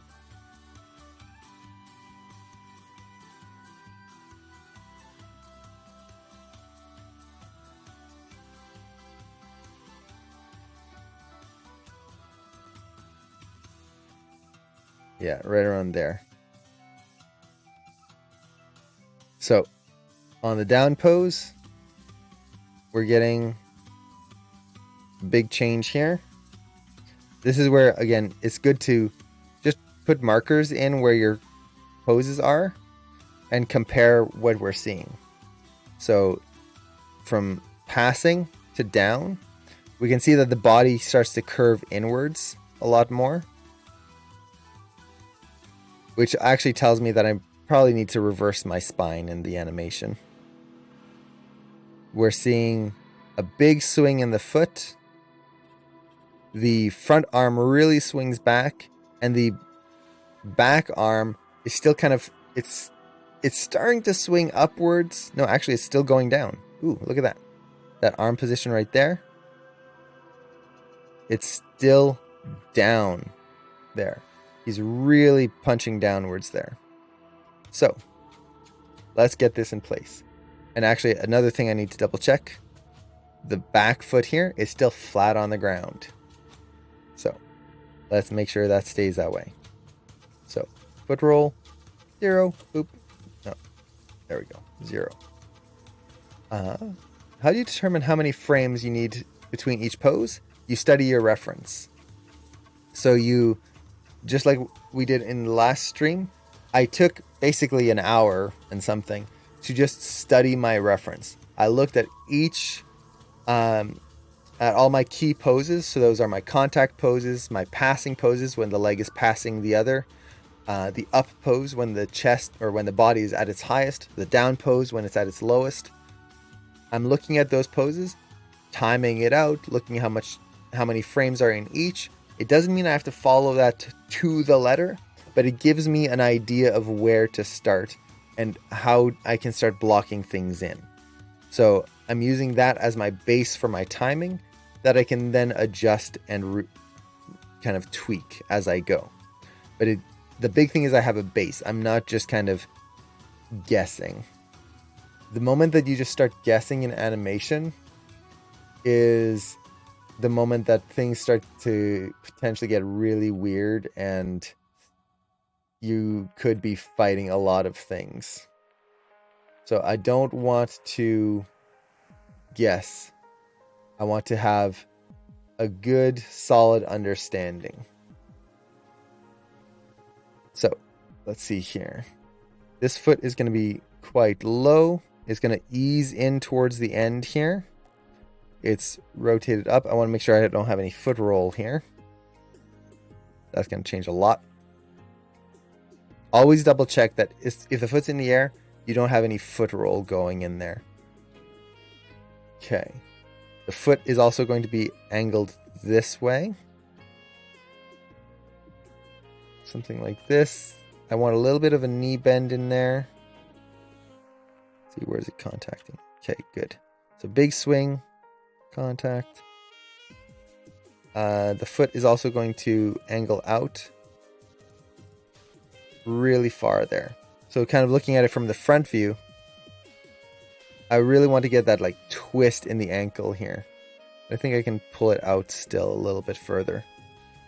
So we're getting that nice big arc through the foot. So as you can see, as we're starting to get more poses in here, we're really starting to kind of block out certain motions and arcs as we go. When we only have like one or two poses, it's very hard to see what we're getting. But as we come through, now it's much easier to see that arc of this foot coming through here.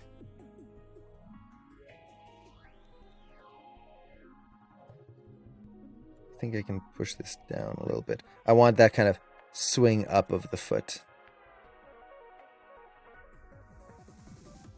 Okay, so that foot's pretty good. The other foot, hey, it stays flat. So don't need to worry about that.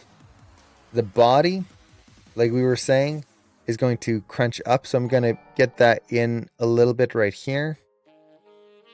Get him going forward there. The down pose is also when the lean is at its kind of biggest. So I'm going to bring him down there. That's too much.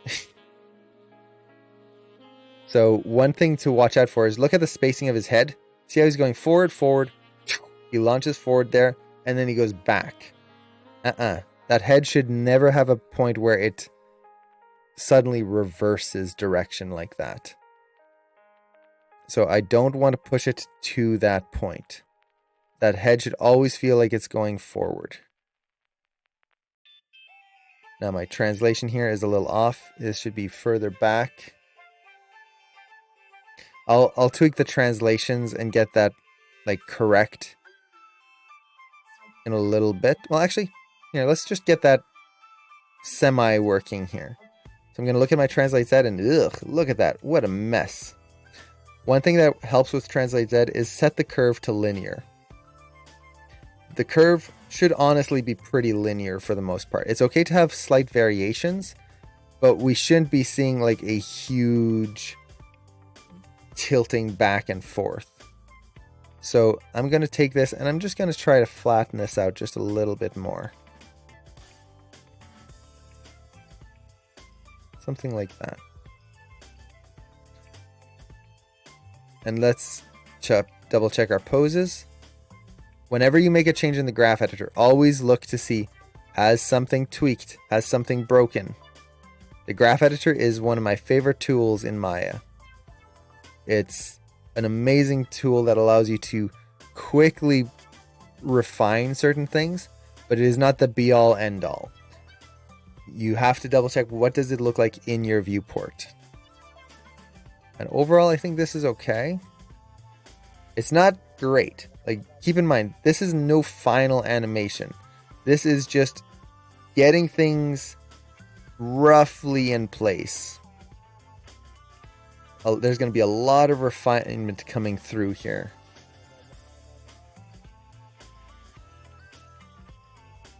Okay. So, he comes forward. There. Let's refine some of our other poses and our arcs just to see what's coming in here.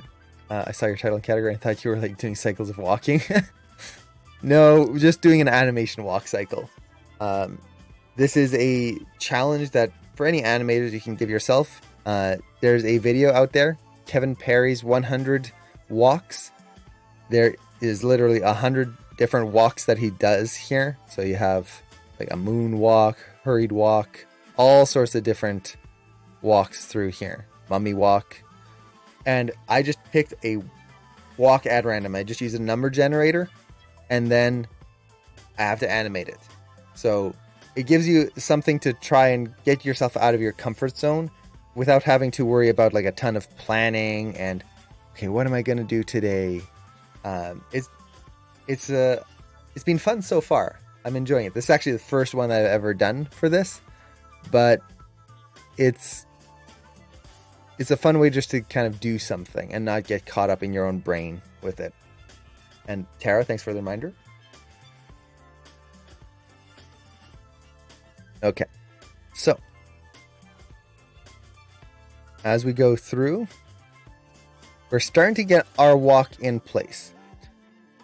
At this point, we have all of our main keys for this first step.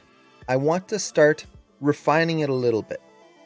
Once again, I want to get these a little bit closer to what they should be. Not 100% polished, but I want them to be more refined before I copy them over to the next step. I'm not going to take a ton of time on this because things might change once I copy them over. But I do not want to copy over things that I will have to do a ton of work on still. So let's start going through here and refining some stuff. So the first thing I want to do on this down pose, kind of a big one, is just getting the arms in place. So this arm was still way down. This was kind of the lowest point right here that I saw in the reference. So I want to make sure that that arm keeps going down and then comes up here.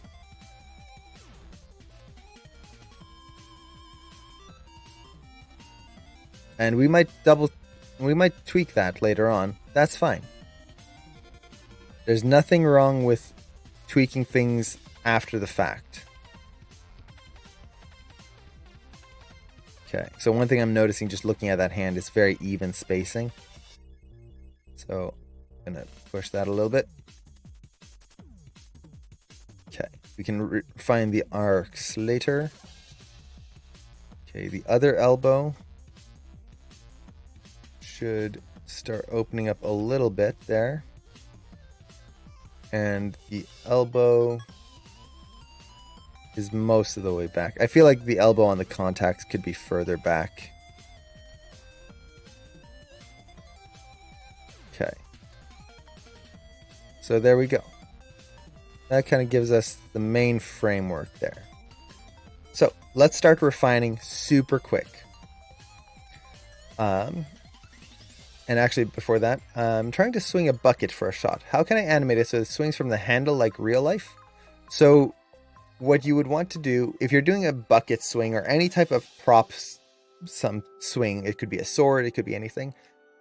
In general, it's better to animate the prop and have the hand follow the prop than to animate the hand and have the prop follow the hand. So that's the way I would set it up. And to animate the prop correctly, I would add a locator to where I want it to pivot from. So let's say I have, what prop do I have? I just have my water bottle here. I want it to pivot from the handle right here. I would create a locator, place it at the handle, and then constrain the prop to the locator. So I could pivot it from there, and then have the hand constrained to either the prop or the locator. And then you could just animate that and have it switch there. I've done actually a lot of demos on how to constrain objects and how to set up constraints in a way that you can actually animate the pivot point.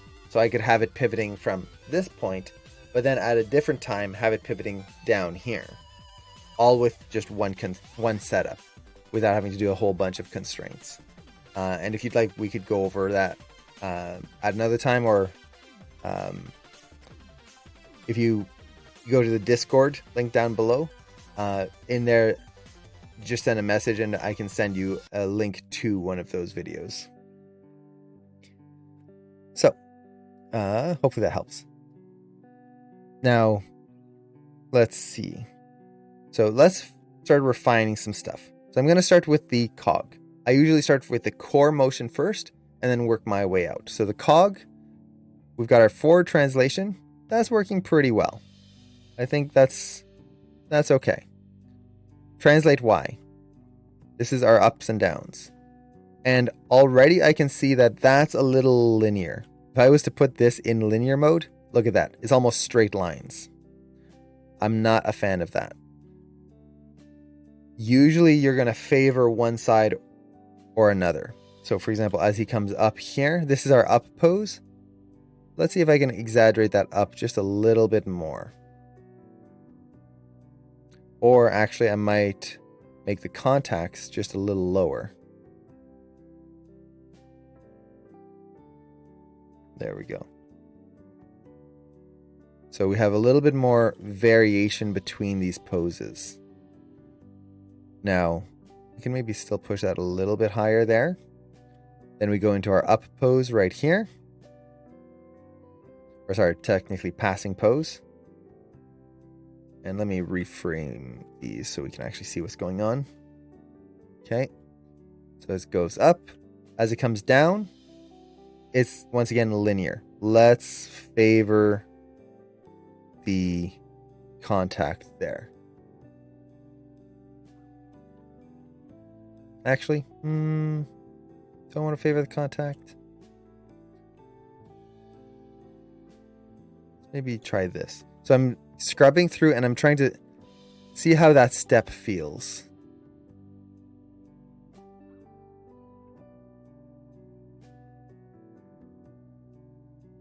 No, that feels better. So this gives a little bit more of a drop on that contact. There we go. So I've pushed those curves. That's all I really need for now. Let's look at our translate X. So this is the side to side of the character. So the front view is going to be very important here. Essentially, we go from the character favoring their back supporting leg here.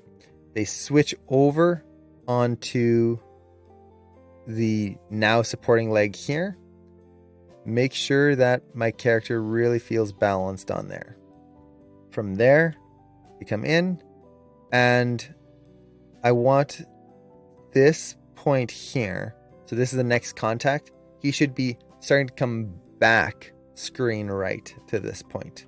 So that means that these keys here should be a little further out, like that. So he comes back in right there. And we get this nice ease right there. That's fine. Okay. So I'm just thinking of how should my curves work? And you can start to see that side-to-side motion in the hips here. It's starting to come together. We're starting to feel that in there. So I got the basic positioning. Now I can use the graph editor to refine this and double check that everything's working. Now, if you're working in stepped mode, it'll look like this. It's the same thing.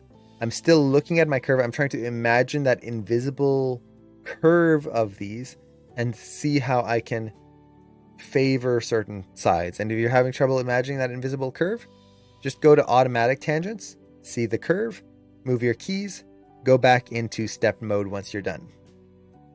There's no problem with switching back and forth. A lot of times I'll switch to linear or clamped or something like that, just to kind of get an idea of how things look before I go back to whatever mode I'm animating in. Okay, so that is most of these. Now let's look at our rotate X. So that's the forward lean here. And so the character is leaning forward. They're going to stand up on the up pose, go up. On the passing pose, they're going to favor that up pose because they go up, they start to come down. The down pose, that's when we hit a little harder in here. And then they start to come back up on the contact right there.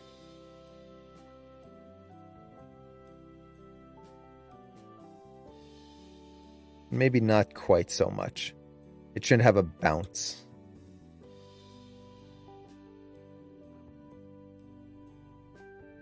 Okay. And then let's favor that again, right there. So with that, those are all the curves on the cog there. Let's do the hip. And we'll just go one at a time. So we just have to worry about our rotations right here. So rotate X. We'll do the rotate X last, because honestly, there shouldn't be that much rotate X on this. So rotate Y. This is probably one of the bigger ones. This is the twist of the hips. Now, actually, I have the rotate Y spacing here that I want to have right there. It should start slow, pop forward, and actually this should be a little bit more forward here. Pop forward, and then ease in. So that's the spacing I want here. And I'm not really getting that right now. It's just kind of, once again, linear. So I want that to ease out right there. We go into our passing pose. It pops forward. And then really eases in right here at the end. So let's exaggerate that even more here. Okay. So something like that. Double check. How does that feel? Not bad. I feel like this foot's coming up a little too high right there. And there's something with the balance going on. But for now, this is okay. I think my cog is maybe a little high.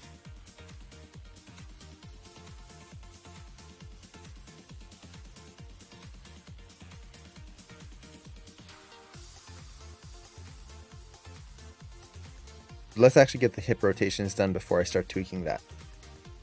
Okay, so we did our rotate Y. Let's do our rotate Z. So that's the tilt of the hips, and you can definitely see, something's going off here. So we have our hips down here. On the up pose, it's going to start raising up. So if we just wiggle this around, we can kind of see what direction things are going in. So if we go up, the hips are raising up on this side over here. So that's what I want. On the passing pose, this should raise up, but still be slightly down. And then on the down pose, we come in and switch over like so. And I'm trying to switch this so that we have a nice visual contrast in that curve. It's not just flat. So he comes up, we feel that hip push up right there, comes down, and actually I would probably, no, contact there.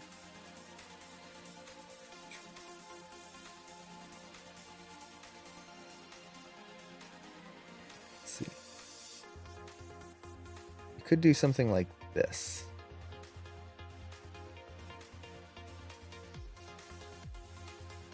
It's a lot of rotation right now, but I think that's fine. Let's actually keep it simple for now. Once we start refining, we can go into that. But we're getting that nice rotation in the hips right there. Okay, cool. Rotate X. Honestly, that's the forward lean to the hips. This is just happening because of some residual rotations. I could zero this out if I wanted to. It's not going to make a huge difference. Oops. Hit this here. 0. And make sure I get that last key in there, or else I'm going to have a weird offset. There we go. That's not going to make too much of a difference there. I can always layer some rotation in there later, or just do some small tweaks, see what I get. I think on the down pose, he's leaning back. Yeah, something like this for now. There we go. Okay, so that's the hips. Okay. Before I go into the spine, I'm just going to make sure that all of the leg stuff is working decently. And the big thing I'm noticing is that on the up pose here, we're just getting a really big lock in that leg. I'm not a fan of. So I'm just going to take my translate Y curve, bring the whole thing down. The whole thing. That way, when we get to the up pose here, we just get a nice straight in there. And the passing pose, nice straight. And everything else is still working. Now, I will need to adjust my contact poses. Otherwise, they look a little too bent and weird. So let's just take that, readjust that a little bit.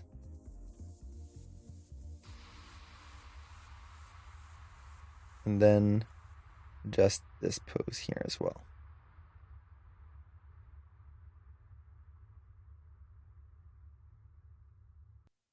Okay, there we go. So just some quick adjustments. I can always refine it again later, but we've got that. Yay! Now we can go into the spine. The spine, since I animated all of the controls together, you'll notice that they all match up. So I can just take all of my rotate Y of the spine right here and animate that all together. So I can just refine each control all at the same time. So rotate Y is going to be similar to the hips. The chest is going to ease out here. So there you go. Passing. It's going to be there. And then you'll notice that the chest is rotating back. This is what's causing kind of a weirdness in here. On this next contact pose, this needs to be the most extreme. Right now it's kind of stuck in the middle. So I have two choices. I can either push my rotations more, so I just have more rotation in general, which I think I'm going to do, or I could tone these down here. I don't want to tone it down. I would much rather over-exaggerate and get something that's just a little too much than keep toning things down until everything is just a shapeless blob. So that means I'm going to have to push my extremes on the other side here as well. So I'm just going to paste that value, put into negative right there. So now I can just take this and refine my curve.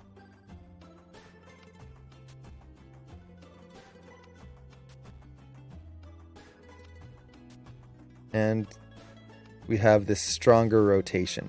And that actually kind of feels nice. You get that nice switch of the chest right there.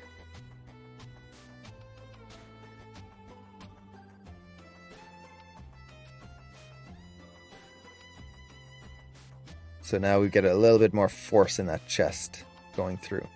And I could scale this up or down if I wanted to. Rotate Z. That's the lean of the body. For this, what I will typically look at is the head. So let's actually bring it here. And I'm going to do 2D pan and zoom. The nice thing with 2D pan and zoom is essentially you just hold the backslash key on the keyboard. It's the one above the enter. Hold that down, and then when you move around in your viewport, all you have to do is tap that key again. You'll notice that it's set to 2D pan and zoom. I tap it and it resets back to the full view. So now I can just zoom in, zoom out really quick. Now what I'm looking for here is the angle of the head. So I want to make sure that the head, as he's going through here, is not wiggling back and forth.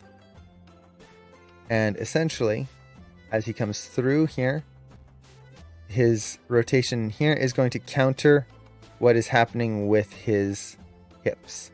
So his hips are angled down here. So his chest should be angled up a little bit. The hips start to switch over. Ease that in. Let's add maybe a little bit more drag there. Through. Something like this. And then starts to swing through.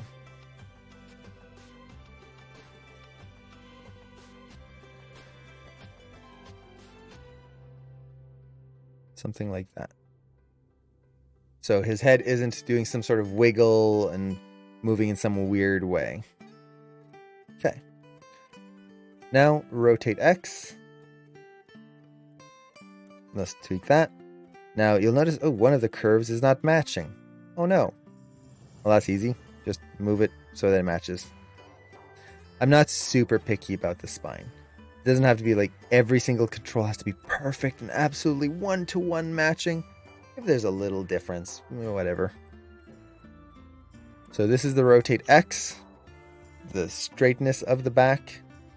So the up pose should be the straightest pose. And oh wait, I'm still on rotate Z. Yeah. Okay. So rotate X. Okay. So up pose is the straightest. And once again, you'll notice, oh, something's off here. I missed some controls. So I'm just going to pull this back here until they line up.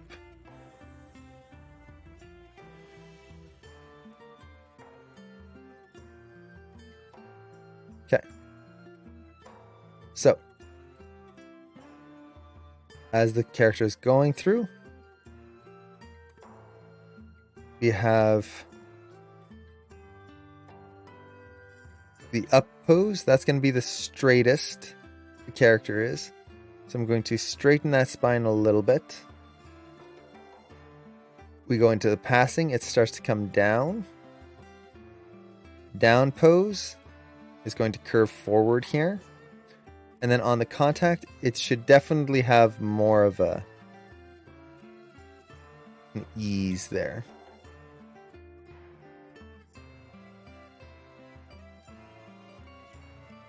So something a little bit more like that. This may be a little too extreme, so I'll bring it back. Something like that.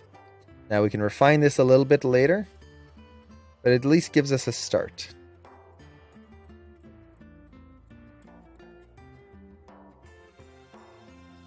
There we go. So you can see it's much easier and quicker to kind of, sure, we can block those in and do this in the viewport, but when you're dealing with small little shifts, I much prefer to just kind of get them roughly where they need to be, then go into the graph editor and use this, because I can see that relation much more quickly and easily in all of those keys. So I'm using as many tools as I can here to animate as quickly as I can. Okay. Now on the contact pose here, I feel like this foot's just too high. So I'm going to take my foot rolls on the contact poses and just tone those down. So let's take our foot roll here, push that down right there. Then on this one, our foot rolls, and ooh, look at that. There's an, okay, perfect. I can take this, yeah, to, no, that one's actually pretty good. Actually, let me undo.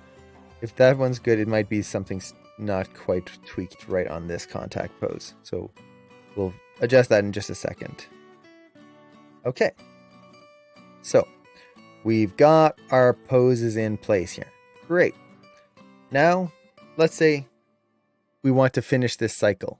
We need to get these poses copied over onto the next cycle here. Well, we have a few different ways we can do that. We could do it the manual way, like we did before. So take pose 3 here. I'm going to copy, so this is my up pose. I'm going to middle mouse drag that to 12, set a key, and now I need to flip it. So I could just slide the character forward and swap all of the poses. So let's actually do that super quick here. So I'm going to copy that over right there. Find my cog. Well, actually here, another way you can copy something forward. The problem with this is if I copy this forward right now, so just middle mouse drag, go to frame 12, set a key. Essentially the character's going to walk forward, boop, go back, and then it kind of messes things up. which means I have to adjust all my Translate Z motions. Well, what I can do is take this, and I'm going to go from frame 3, middle mouse drag, go to frame 12, and I'm going to deselect my foot and my hip controls for now. Hit S to set a key. Now I can take those controls and I'm going to key everything except for my Translate Z. So key selected, take those feet here, key selected, everything except Translate Z, key selected. Now, as I go back, we have the pose in position here. I don't have to move that character forward again. It's an extra step, but we get that. Now, the pose is going to look really weird. You'll see. What the heck? What's going on? Everything's wrong. Well, we need to flip the pose. So, in this case, on the up pose here, the back foot is curled up. Well, here, the back foot needs to be curled up. So, this foot roll is going to be about 50. Right around there. So, right around there-ish. And then this one is flat. There we go. So that gets the feet pretty much in position. Then we just go through like we did before. We have to find out which controls we flip. So, Translate X, no. Y, no. Z, no. Well, actually, sorry. Translate X, yes, we do flip. Because he has to shift his weight over to the other side. Right there. Okay, so we've done that. Rotate X. That's the lean forward. No, don't have to worry about that. Okay. Now the hip. Rotate X, that's the lean forward. Don't worry. Rotate Z, rotate Y. Yes, we will have to reverse. So I go through here. Doop, like that. Find my spine controls. Do the same thing. Okay. Then, with that, the body should pretty much be mostly in place. The Translate Z is going to be a little off. And let's see what else is going on here. So I'm comparing this pose here to this pose. And overall, it feels a little further back. So I'm just going to nudge him forward here.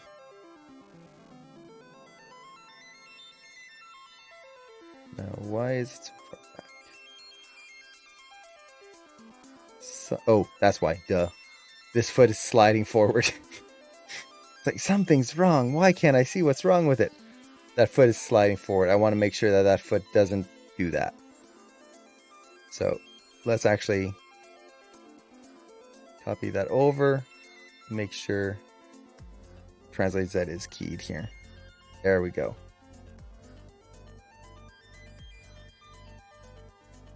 And then the hips can go a little bit forward there. There we go. So we can start doing that. And now we have to flip the arms. So to flip the arms, all we need to do is pose them out. And this is where, for me personally, I don't actually mind having to do this kind of thing because it allows me to build imperfections in the walk. For most walks, I try, oops, that's the hip control. I try not to mirror things over too perfectly.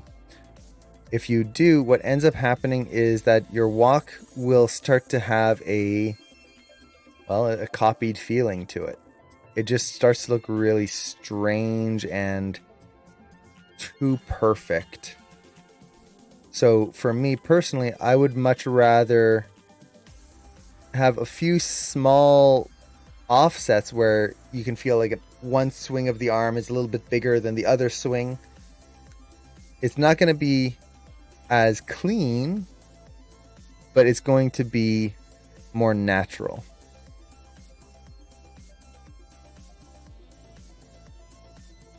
So for me, yeah, it's not a huge thing. But there we go. You can see it didn't take all that long. Now, is it perfect? Nope. We're still not in that, like, oh, gotta refine everything, get it absolutely beautiful. We're not in that stage yet. We are only in the, let's get this in here. Because things might change a lot still. So, there we go. We copied that one pose there. Now, what if we want to go a little faster? What if we want to copy the next pose a little quicker? Let's see. There's a few different ways we could do it. So one way is you could use Studio Library here. And let's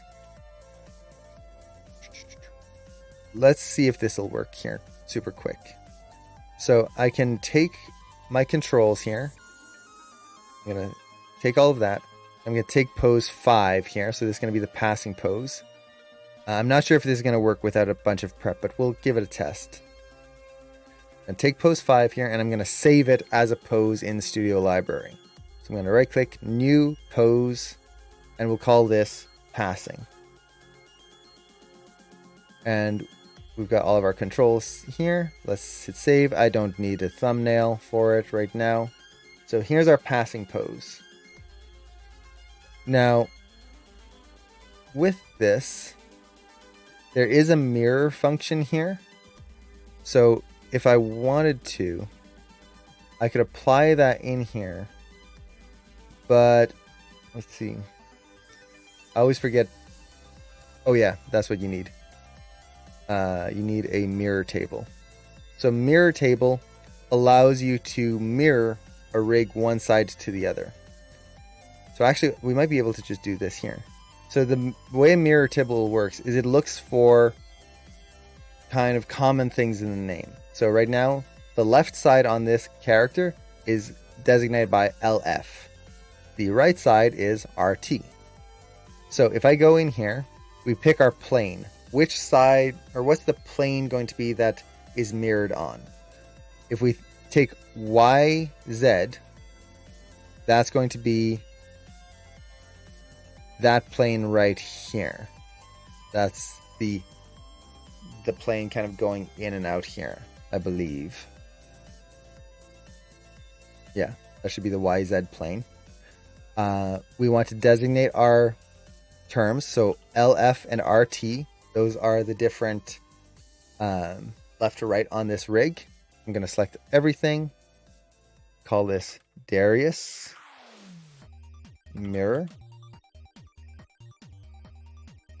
And let's hit save. And don't need a thumbnail for now. So this is going to go through and basically find all the controls and create a collection that we can use to mirror things with. Okay, so here's our Darius mirror. Now, if this worked correctly, all we need to do is choose which option we want. Do we want to swap the pose? So left becomes right, right becomes left. Do we want to copy the left to the right or the right to the left? In this case, we want to swap. And that means I can just go from frame 5 here. I'm going to take my whole pose. I'm going to middle mouse click to frame 14 and set a key. And let's see if this worked. It might not. Hit apply. Boop. Done. There's our pose. Mirrored over. Now we can do the same thing. Frame 8. Middle mouse drag. Frame 17. Set a key. Double check that I got that correct. Boop. Set a key. Done. Flipped. Yay. Much faster. And the nice thing is Studio Library is free, which means you don't have to pay for a fancy plugin just to flip things. It's right in there. You want to create a mirror table. So actually going back to Studio Library, I can delete my passing pose there. Don't need that. Delete, delete, delete. Where's the delete options? Move to trash. Yeah. Okay. Cool. So now let's double check that it actually worked correctly. Yeah, there's definitely some weirdness going on here. And I think partly it's the spine. It didn't flip the spine controls. So I still need to counter the rotations and translations. It just took the arms and legs, essentially. Now that's fine. It actually, like, arms and legs, that's one of the harder things. So, yay. At least it did that. Let me just double check here. Okay, and then I have to move the character forward as well. So let's get that going first. Translate Z. All I need to do is take this, beep, move that forward. Right there. Yeah, so make sure this curve stays flat. There we go. The nice thing in Maya is if you get close enough, it'll just snap.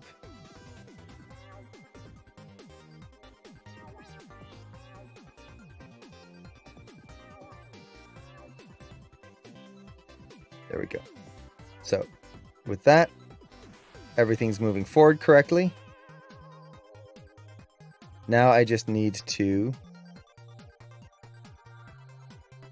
get it. Oh, there's a little twist in this foot here. Rotate Y. These two right here. There we go. And a little translate X. So it's the mirror table. It speeds certain things up, but it's not a catch-all. So always double check. Now here, I'm just going to go through the same things. So translate X, that should be negative value there.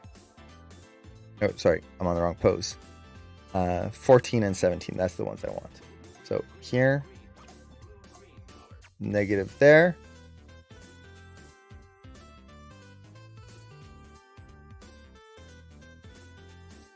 Or no, I was on the right pose. I'm doing the downs and ups. I'm confusing myself.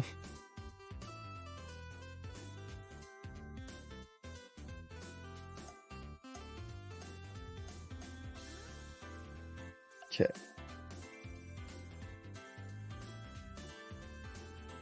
There we go. Look at our walk here. Goes over. Goes over. Let's look at our rotation of the spine. So this is where, once again, the graph editor can be very helpful. Just in kind of seeing what is working. And actually the rotations for the hips feel good. Yeah. Okay.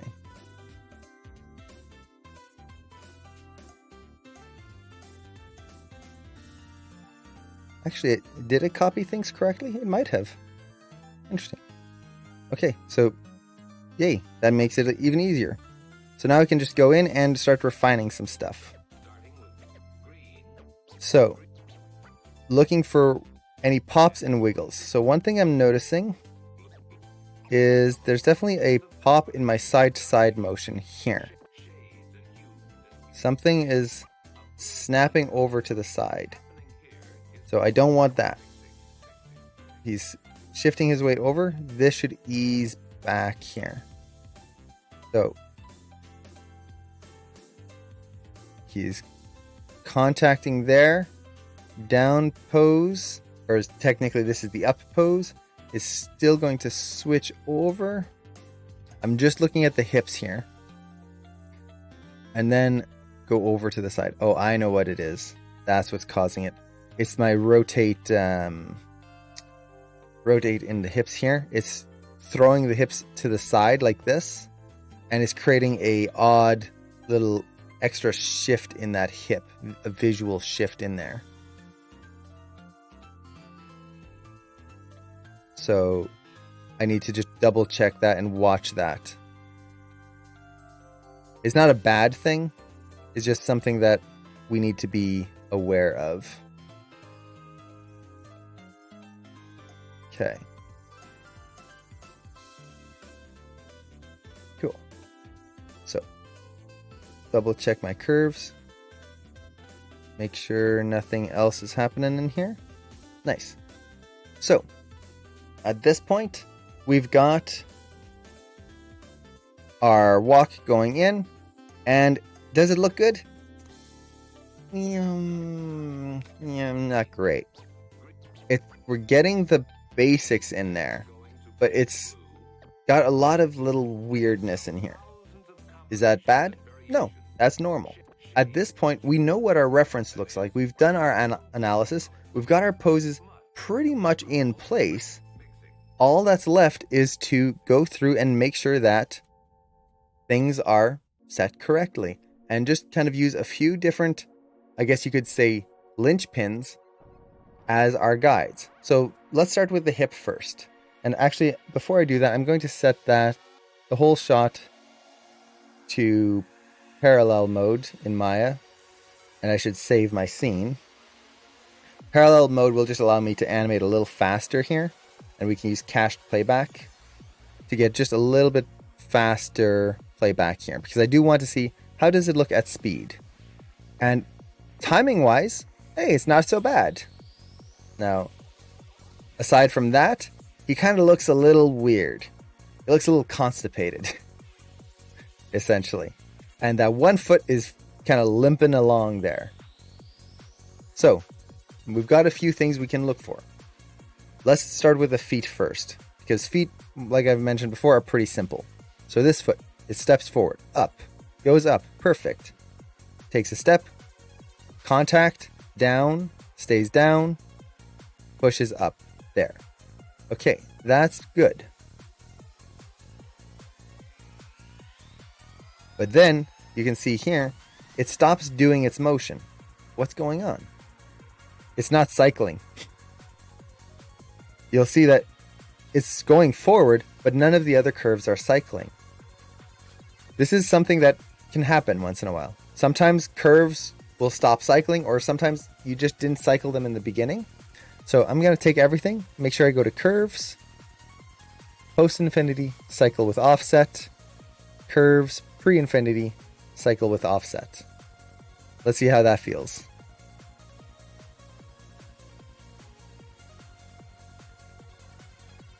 That's better. Now he's actually walking. That helps. He's not limping along now. Okay, great. Now it's still going to feel very weird because, to be fair, I've only put in a few keys. I need to get this to work properly in splines. I would need a lot more keys in here, especially on the feet. So let's just put this in step mode for now, just to focus on our key poses. Let this cache the playback here and see what we've got. So this allows us to just focus on our poses themselves. And overall, not bad, not great. What's going on? Well, at this point, we just need to start refining some things. There's a few things that I'm noticing right off the bat. One, there's a lot of rotation. Like if you look at the front view, that button, that lowest button, look at how much it's rotating. It's twisting like crazy. That feels a little odd for a character to walk around and have his whole hip just twisting like crazy like that. I might want to tone that down. I'm noticing some side to side kind of evenness and slight pops in the walk here, especially when he goes from this side to this side. So I want to even that out. The arms definitely have some issues. If I watch the head, watch his head, see how he kind of goes. I want to tone that down a little bit. He should be keeping his body balanced a little bit more here. So we've got a whole bunch of things we can address here. So let's start addressing it. Now I'm actually going to turn down my range here. Let's see, from frame 19, we'll do a 2-step cycle. So frame 38. There we go. That should be a full cycle. And actually, I'm going to go 37. There we go. So let's start with the hip. And there's a question here. I had a quick question. So you spline the torso and make the feet linear when polishing a full body rig? No, I just put everything into auto tangents. I don't usually put anything in linear. I did put the hips into linear earlier. Right here. The translate Z. But that's mostly for the first and last key. And then to help get me that nice straight line. When I'm in final polish, I'll usually put things in splines or auto tangents. So, yeah. Okay, so let's take a look at the hips here. So the big one that I'm noticing is the translate X. And you can actually see the issue with auto tangents right here. The beginning and end of the curves. See how they create this weird like hitch? That's because auto tangents, if at the start and end of any curve, they will try to flatten out the curve because that's what they think we want, a nice ease out. But because we're doing a cycle, we actually need that to continue through like this. So we need to actually change the tangents around like that. And this is definitely going to be causing that hitch that we're seeing when we move over to the side. The character just snaps over and like it creates a little wiggle right there. So this is going to have to be tweaked right here. So let's start going into here a little bit. Now, there are different auto tangent types right here. So you could play around with these, see if they make any difference to your curves. I'm going to turn off cache playback for now. Don't need that. But yeah, I just use default auto tangents. And I think for now, let's see. So it goes through, down. Let's not have those hips go quite so far here. So what's happening? So at this point, I'm just kind of, I talk to myself and try to explain what's going on. So he's over his supporting leg. Good. His hips, when he goes to the next foot here, is going to shift over onto that leg. Good. And keep shifting over right there. Now he hits his passing pose. Then in this case, he's going into the down pose. And I'm feeling like that hip just locks in place. That's not good. Let's push that even more. So he goes down, keeps going, ease in. Contact pose. Oh, that's popping over a little bit. Let's ease that out there. Now he switches over. And I'm feeling, so from contact to the next pose here, he's switching over onto that other foot, which does mean that my weight here on the down pose, it should be over on this side of the 0 line here. Okay. Contact there. Oh, I know what happened. It looks like my curve got offset. But we'll keep going from here. So contact there. Switches over, but look at how far this is. Let's actually, I'm just going to do a test. I'm going to take my translate X and zero this out. Double check that it's actually zeroed out here. It's right in the center.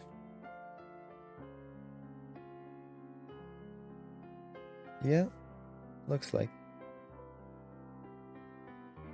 Okay. So, where is my manipulators? Okay. So this should be on the other side here. Then he eases in. And this is strange. Notice this. How my curve is continuing upwards, but his hips are going screen right all of a sudden. There's definitely something afoot here. Something is adding to my translations.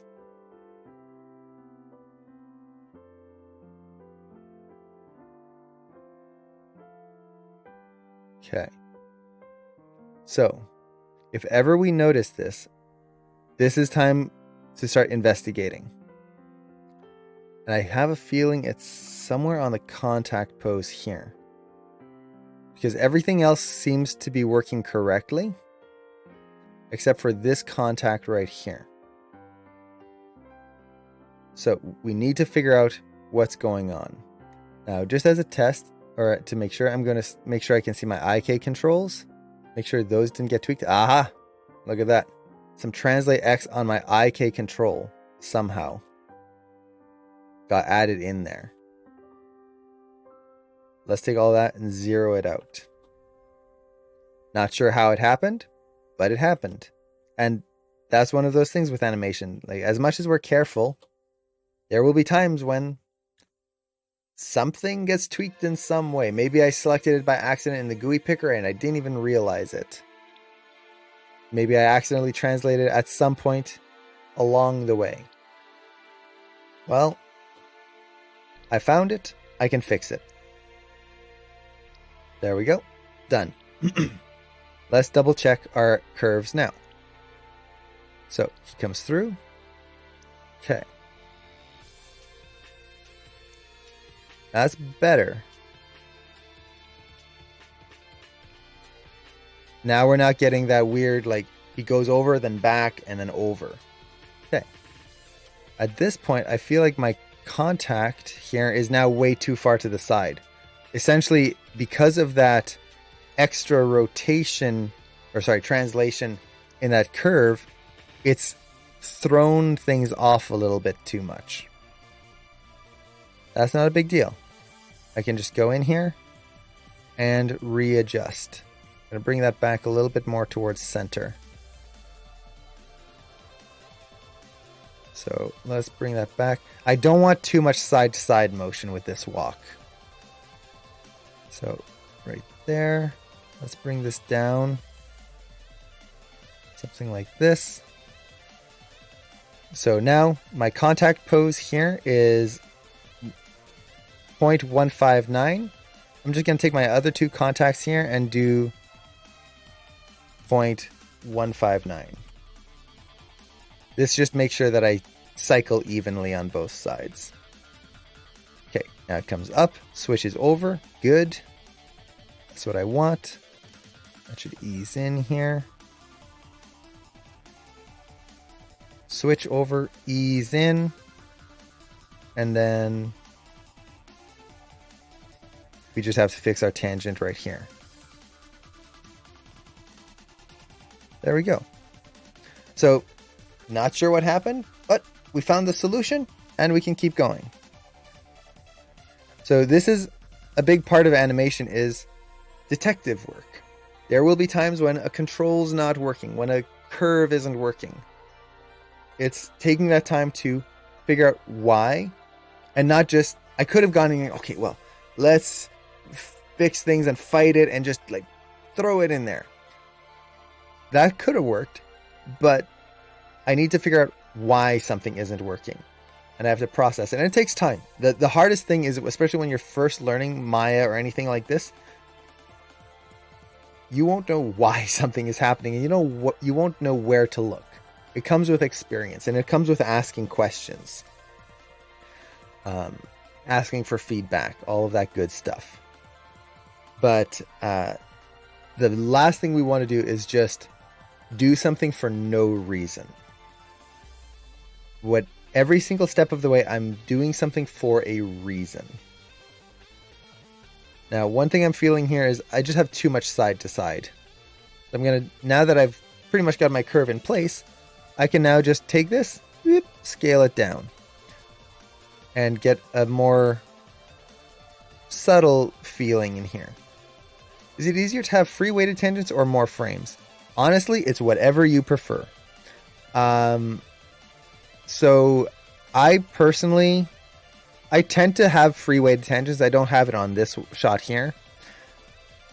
But it's really whatever you prefer. Some people prefer free weighted tangents. Other people prefer locked weights. So,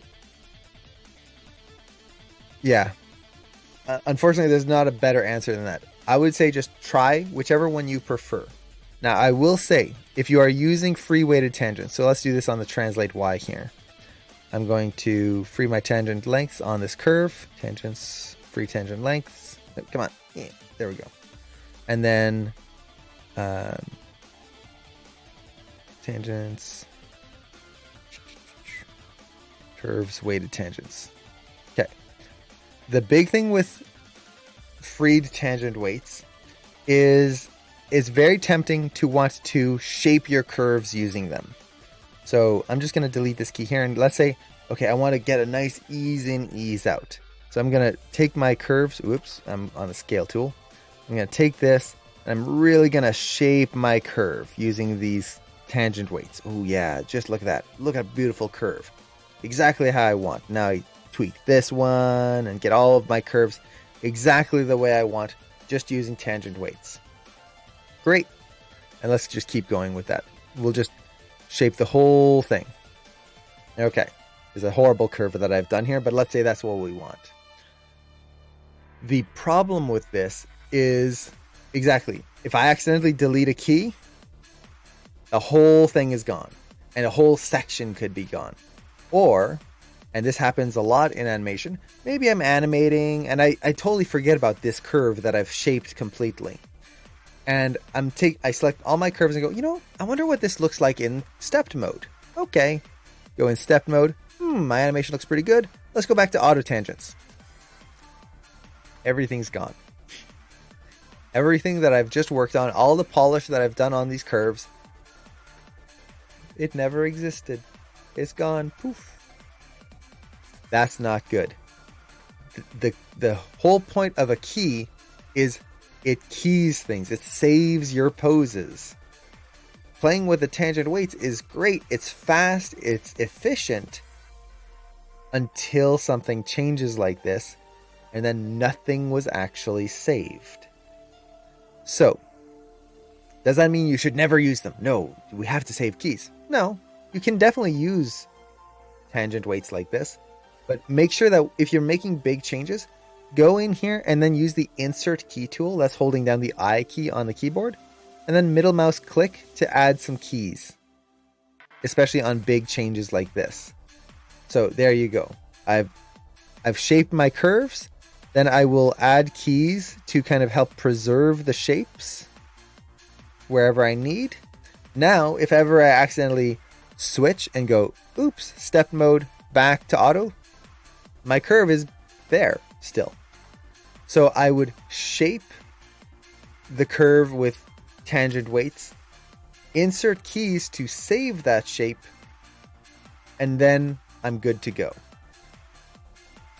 So yeah, just something to keep in mind. And I'm going to undo this until I've non-weighted there. Hey, Winnie the Pooh is 45 years old. Nice.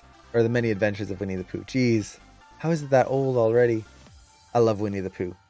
And actually, Winnie the Pooh, which is one of my favorite characters, Disney characters, is actually named after Winnipeg, which is the city that I live near in Manitoba, Canada. It's based on a bear that lived in the zoo in Winnipeg, and a British soldier came by and kind of adopted that bear. And then when he went home, he named his book series Winnie the Pooh after that bear, which is really cool. There's not much animation history in Manitoba, Canada, but I'm happy that we got that little bit of animation history. It's a cool little bit. So let's go through here. Also, Turning Red is out, so analysis. At some point, I have to watch it first, but I'm excited to watch it. I've heard so many good things. I might actually be watching it tonight. We'll see. Okay. So we've got a step here. We've done our translate X, simplified it, cleaned it up. Let's do our translate Y now. So our translate Y, I'm noticing this kind of weird flatness right here. This curve is very linear.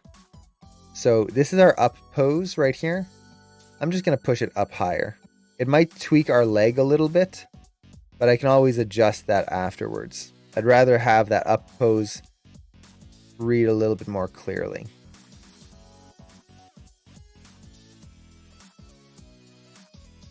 Actually, let me think here. Actually, before I do that, let me actually get my passing pose in place. I feel like my passing pose has kind of lost its integrity. See how back that leg is right there? That's something I'm not a fan of. It just looks weird. The other thing is that the pose is, as much as he's leaning forward, this pose is too far back. Something got tweaked.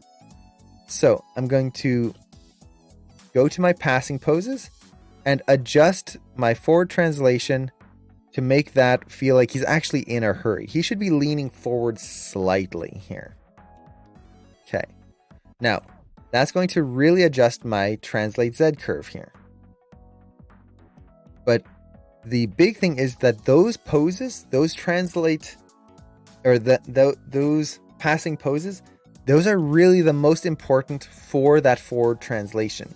So these need to stay where they are. If I don't have those poses in place correctly, my walk just won't feel right.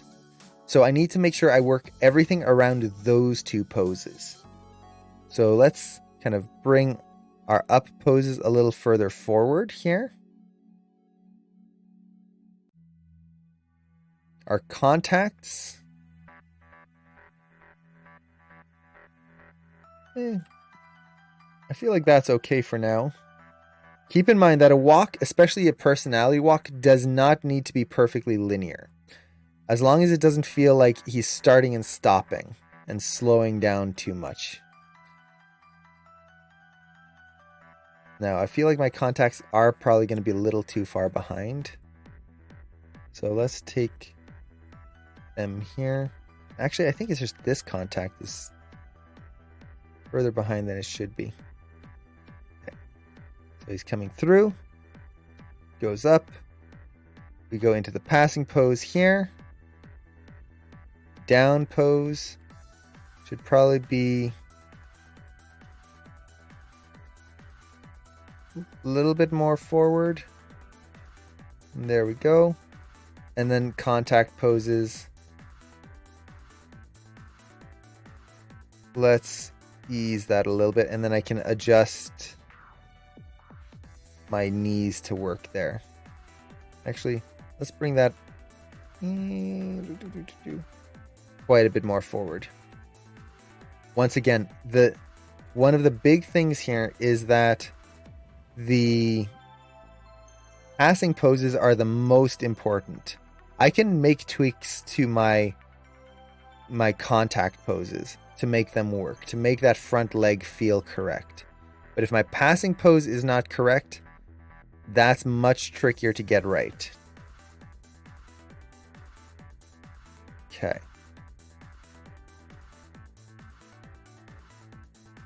So, let's say our translate Z is decent. It's got definitely a wave to it, but as long as I'm not feeling a huge speed up slowdown, that's fine. See.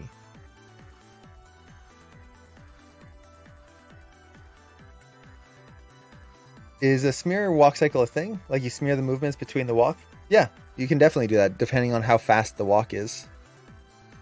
That would definitely be a totally fine thing to do. Okay. So on the contact poses now, we've got two main issues. Our front leg is bent. Our back leg is straight. So how do we fix this? And this one's actually pretty good. So for this one, I think what I'm going to do, just because we've got both issues, I'm going to go back to my translate Z, just make a small adjustment. Bring that back a little bit. Like so.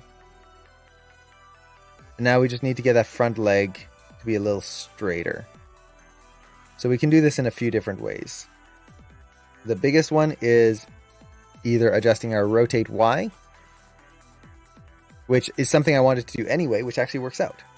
We wanted to reduce how much that belly button twists here. So my rotate Y right now is just too extreme. It's extreme. I live in the 90s. So I want to tone this down. So I'm going to just take my whole curve here and scale it down. Scale it down, not translate it. Scale. And that should help me avoid those big extreme pops right there. And now if I look at the front, that belly button still moving quite a bit. Maybe I can tone it down even more.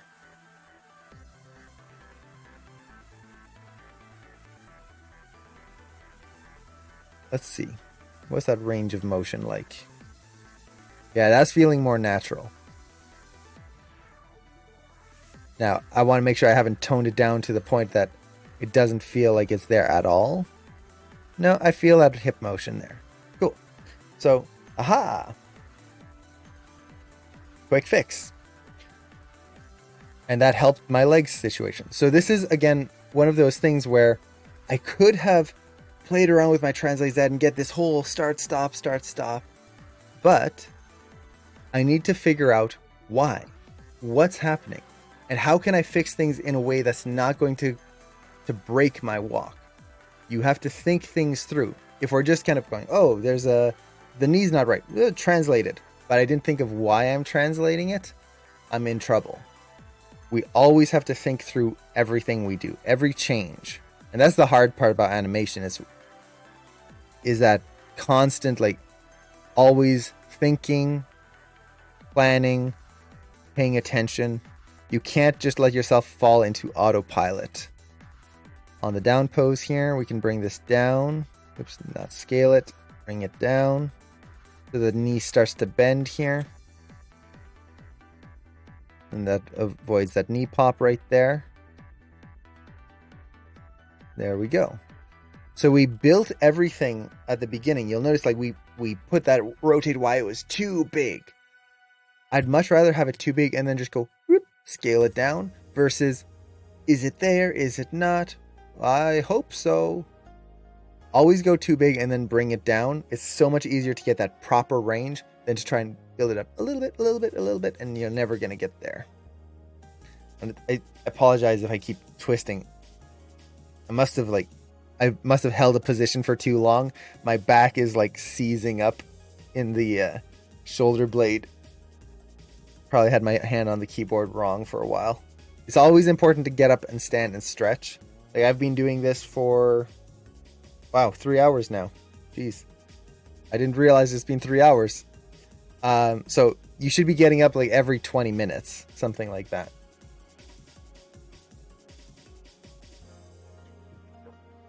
So yeah, I want to finish these poses here, and then that way we can spline it all and polish it next week. Now, is there a way to insert a key and have it automatically on auto tangent? Because whenever I insert a key, it gives that key a weird tangent, and also the preceding and following keys. Not sure what tangent it is, but it's definitely not auto. So basically what it does, when you insert a key, what Maya is going to do is it's going to set the keys around it to a solid key. A solid key is basically a well, let me put it this way. It's a specific key. So by default, when we look at our graph editor, you'll notice that the keys, I don't know how well you can see it, the keys have a little bit of a hollow look to them. This means that they will auto adjust on their own. They are just doing what Maya is telling them to do. The tangents will just adjust based on the information, whether they're linear. So for example, I put this to linear here. Let's do the whole curve on linear. All the keys will, all the tangents will adjust to stay linear. But if I move these, notice how suddenly that key becomes solid. This means that it is no longer taking that automatic information from Maya. It is going to keep that tangent exactly how I placed it, no matter how I move it. So that's really good, because when I set a key, that's me telling Maya, no, don't change it anymore. I want this to be exactly this way. Okay. Now, the thing with inserting keys is when you insert a key, let me undo this here. When you insert a key, Maya is assuming that you want those tangents all around to be exactly that way.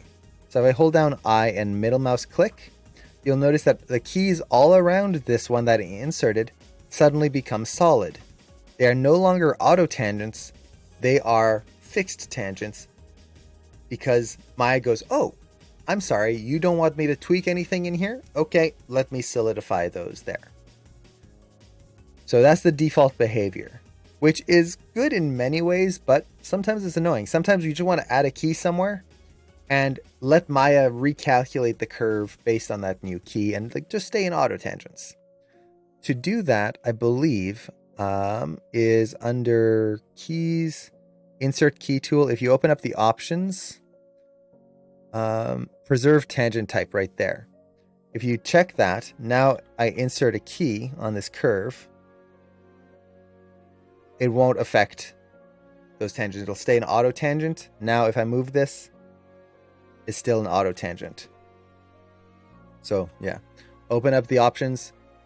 Again, keys, insert key tool, options, preserve tangent type.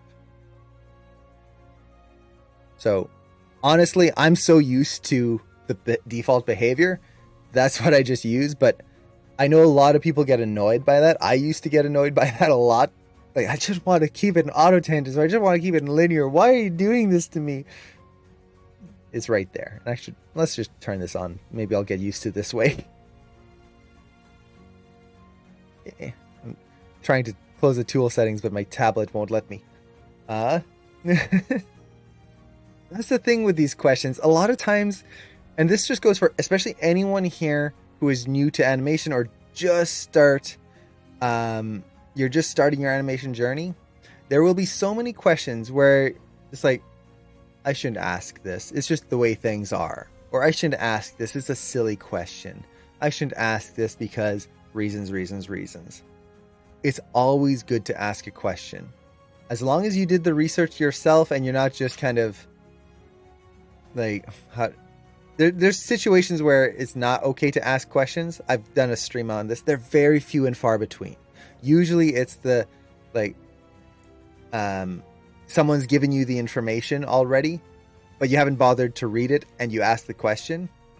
Not that that's necessarily a bad thing, but we encounter this a lot at studios, for example, where, like, here's a new animation. Like, let's say I get hired at a studio, and the studio will give me a whole bunch of information. Like, read this about your paychecks. Okay, here's how we submit our files. Here's all of the information you need to work at the studio. And I go, okay, whatever. And then the next day at work, it's like, but how do I submit my work for dailies? It was in the information we gave you. Why didn't you read it? We gave it to you for a reason. That's a moment where it's like, oh, I should have done a little bit of research. It's important that we, as animators, we have to do our research first. But there will be times when we've done our research, we've read. In those cases, yeah, ask away. Sometimes maybe I read through all the paperwork, but I missed something. As long as my answer isn't, oh, sorry, I didn't read that. It's like, oh man, sorry, I totally missed that. I don't know how I did that. Then yeah, that's not a problem. People miss things all the time. Like, look at how many things I missed while animating this shot. I made so many mistakes. Mistakes are part of the process. That's not a bad thing. We want to be comfortable asking questions. Do not ever feel bad about asking a question. As long as you put that initial effort in there, that's the important bit. Why don't Jedis turn off the opponent's lightsabers by force pressing the button? Now, that's a really important question. That's a philosophical, deep question. This is the meaning of life question. My only answer would be that all Jedis must have like some sort of force shield that they're using themselves on their lightsabers. So if I'm in a lightsaber duel, of course I don't want the enemy to turn off my lightsaber, so I'm making my own little force shield on top of this to keep the button like unpressed. It's the only explanation. It's gotta be, because otherwise you just go think, there you go. And especially at a crucial moment when they've got the blades like locked in place, all you have to do is like, bink, there you go, done, battle over. There's a lot of things in movies that when we start like really diving in, you kind of have to just go, I don't know if I really want an answer to this, because at some point it's just going to ruin things. But yeah, I love Star Wars. I'm a huge Star Wars nerd. I could talk Star Wars all day. But let's get back into our animation before I get too distracted with Star Wars goodness. So, let's go through here. So we've got our Translate Y. I do want to get through these core poses here before we end the stream, just so that next stream we can go straight into the polish refining. So, we've got our key here. We're looking at Translate Y right now. And right now, it's looking okay, but I'm not a huge fan of how the curve here was kind of a straight linear line. So I'm actually going to pull down my passing pose a little bit, get a little bit of knee bend in there, and use that kind of as a transition into the down pose here a little bit more. This will allow the up pose here to, oops, make sure I select both keys, to favor that contact pose. In general, I try to get my poses to favor one side or another. So by doing this, for example, make sure I grab that last key. By doing this, for example, bring this down just a little bit, I'm now definitely seeing a favoring of that top key. Then the down pose here, I feel like maybe we could bring that down just a little bit more, something like that. There we go. Okay.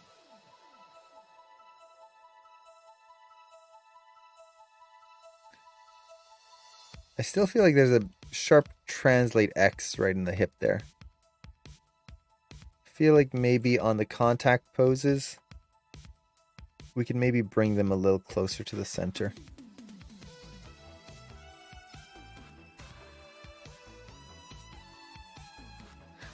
I don't know what it is about this song, but I really like it. Every time it plays on the stream, my first thought is, ooh, this sounds like Brainlord. I don't even know how many people remember Brainlord or have played Brainlord. It's an old Super Nintendo game. It's not the greatest game. It's definitely one of those games that has, what do they call it? Japanglish? It's like the translations are so bad sometimes. It's funny how bad the translations can be in certain contexts. But the music in there, man, was it good. I'll just listen to the soundtrack sometimes and it's like, how did they do this on a Super Nintendo? It's just so good. It's like the Sonic soundtrack on the Sega Genesis. The sound chips they had for that, oh man, so good. Okay, Translate Y, Translate Z is good. Okay, let's look at our rotates for the hip here. So rotate, we definitely want to make sure our cycle is clean here. I'm not worrying about a lot of curve cleanup right now, but I do want to make sure that I don't have any like pops in the cycles. That's the important thing. So up pose, it straightens up. I feel like it's straightening up a little too much. It's starting to lose that forward lean.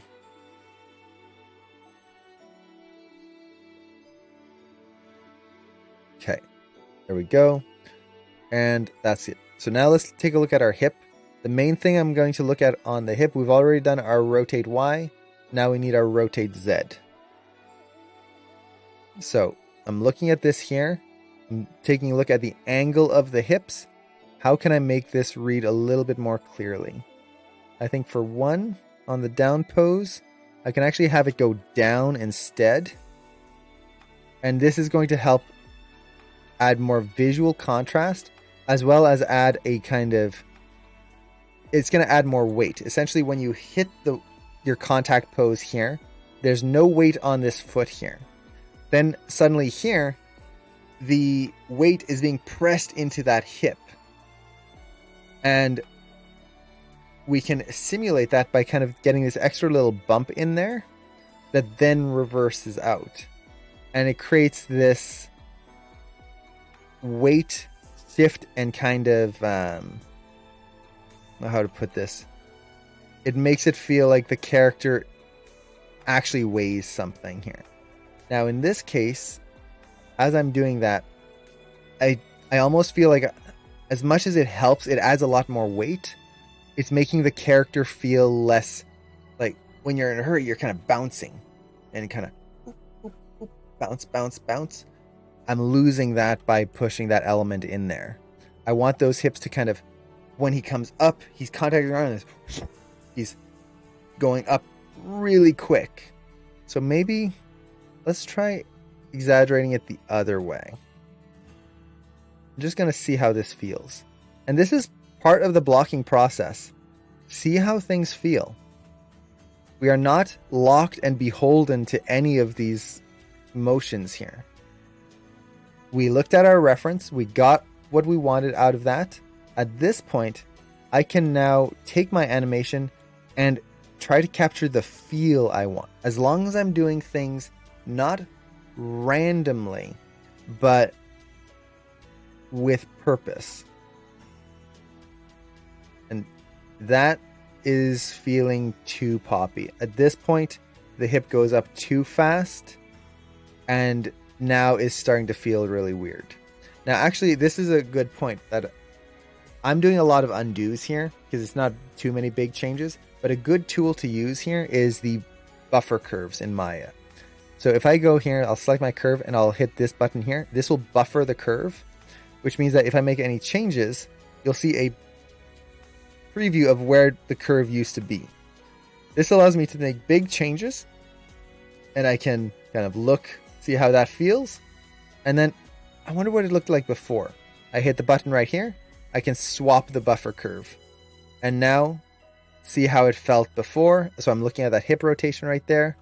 Okay, it moves up. Okay, that feels good. I switched back. Okay, now that has a little bit more energy, definitely. So I can kind of go back and forth and see which version I like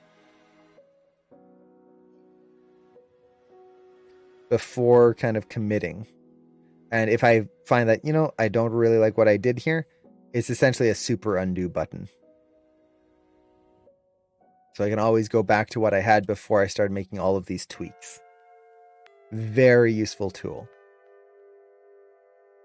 It's one of the reasons why the graph editor is so powerful. Because you really have a lot of control over your curves and that kind of ability to refine and kind of make things or make choices and decisions without just losing what you were working on. Okay, I think that feels a little bit better. It gives the hips a little bit more power moving forward. We can always set it back. Now, another thing that I like to do, just in general, when you go into splines or when you start refining curves like this, just take all of your curves, select them here, hit buffer curves. This will save everything as a buffer curve, and then that way you don't accidentally forget to create them later on. Okay. I think this can go down just a little bit more here. Okay. So that's the hips right there. The spine, I think we already went through a little bit, but we can go over again. And let's see. I'm just double checking the chat here.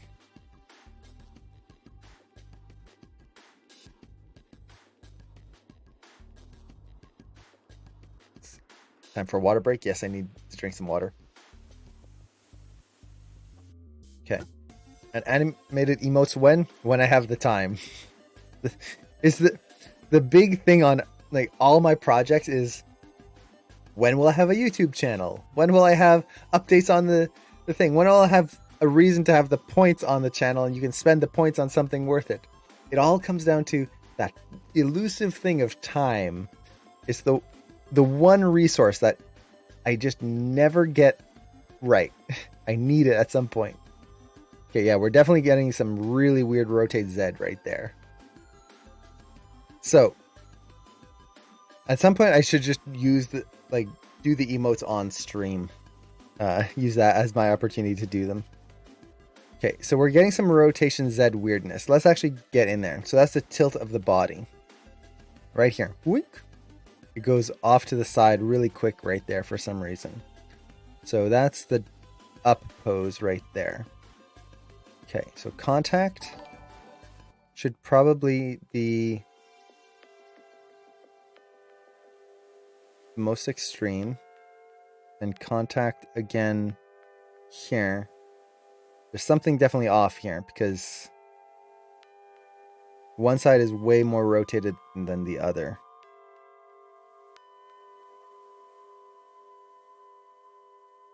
There we go. That's why there was that little weirdness there.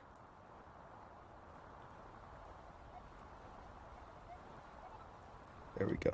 Okay. Now, as I'm doing this, I want to look at his head as he's rotating here. And make sure that his body is kind of leaning into the curves. This really depends. Is he overlapping? So is he kind of doing this motion where his hips are leading? Or is he doing this where his body is leading? If he's in a hurry, most likely his body is kind of leading a little bit. Or it's kind of just stiff. So I want to make sure that he doesn't feel like he's dragging. That's the big thing. So let's see. If I bring this back, this will increase that drag. So this is just a good thing is if ever I want to see like, okay, which direction should I push things? Exaggerate that rotation. So I just cranked it down here. And if his hips are going screen left right now, well, now his head is going screen right. I don't want that. I would want it to go the other way a little bit here. So he's kind of leading with that motion. He starts to hold that position. And then actually probably here he would start leading down. So let's actually ease that a little bit here and then push this down even more here. So we get that over to the side. He stops, his head stops, and that would cause it to start leading back here. So lead in.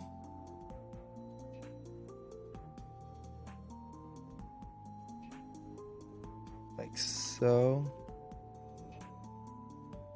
And then contact. Bring that back. So this is just me animating essentially straight ahead now. I'm going through and trying to figure out the way I want to get this to flow.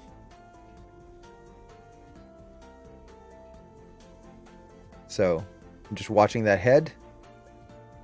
He goes over to the side, starts to lead the action there. He comes up here.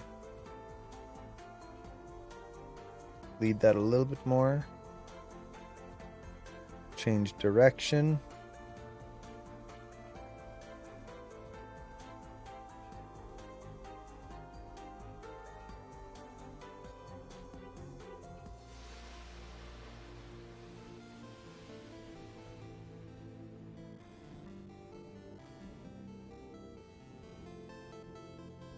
Okay, yeah, that works pretty well for now. Make a nice transition here. Now, Animbot has a really cool tool that automatically set your tangents at the beginning and end, which is really nice. But for this shot, I want to animate it as if I didn't have Animbot. That way, anyone who doesn't have Animbot can kind of follow along and see how you can do things. Okay, so we've got that in place now. The head is still not animated. That's okay. We can add that in very quickly. Once I get the body in place here, you'll see how quickly I can get the head in there. So let's look at the rotate Y here. I don't know if anyone heard that. My stomach just rumbling and rumbling. It is not happy with me right now. Okay, so let's look at rotate Y. I should have had breakfast, but I actually got... It was the debate. Do I sleep longer or do I eat? I went for sleep. So I'm kind of proud of myself that I actually got some sleep. But at the same time, my stomach is not happy with me. Okay, so here, I think this works pretty well. We kind of hold the body, switch over, ease in. I think that works really well. We can refine that later. And then rotate X, that's the lean of the body. Up pose, we know that's the highest. Right there. I feel like this could probably... Do we want to ease that? It's not like there's a ton of motion here.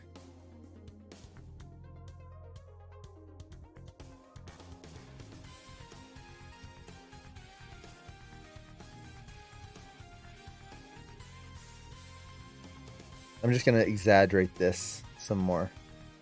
See if we can read it a little bit more clearly. So this is another thing, like whenever you're animating, there will be times when you're trying to tweak something. It's like, man, I'm not seeing any change. It's just so tiny. In that case, scale things up. Make it bigger. Make it so you can see the change that's happening. And what that's going to allow you to do is actually get an idea of, does this work? Am I actually doing something worthwhile, or is it just in my mind kind of thing? So in my case, I'm just I'm pushing this to the extreme. So now the character's kind of doing this as he's walking. But from there, I can tone it down if I need to. So I think I'm moving the wrong key here. I need to move this. So now you can definitely see on the side view there, he's kind of doing this. It almost feels like he's got a limp. Well, I kind of like the overall motion of that now. I can just tone down the intensity so that he doesn't feel like he's being shot in the foot. Okay, so something like that. We'll keep a little bit of it. If I don't like it later, I can always tone it out. Okay. There we go. So, now we're onto the head.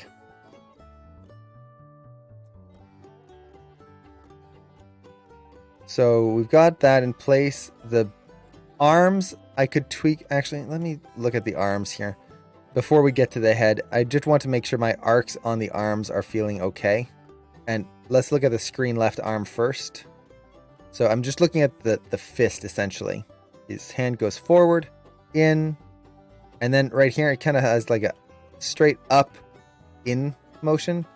So I think this pose could be in a little bit more. And actually this one quite a bit more in.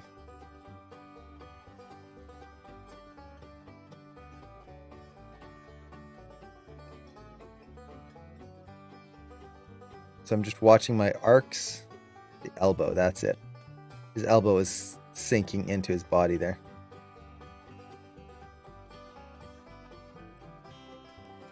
And then here the hand can overlap this way, round out that arc. Or actually, I'm trying to think. If I'm walking this way, hurried. Yeah, the hand would overlap in.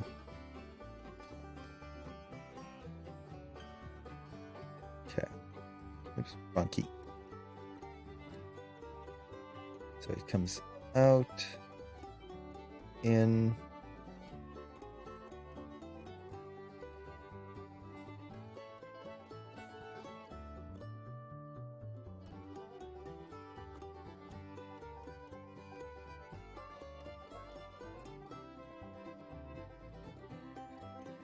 That's a little better. Maybe a little bit more in this way.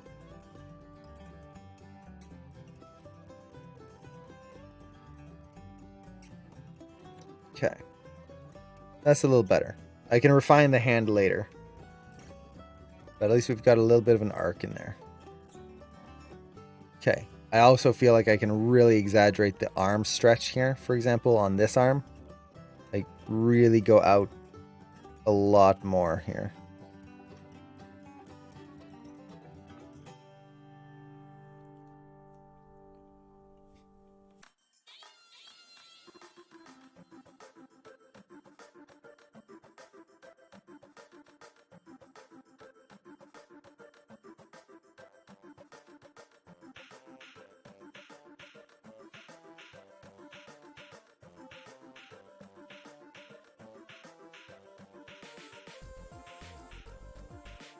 Okay.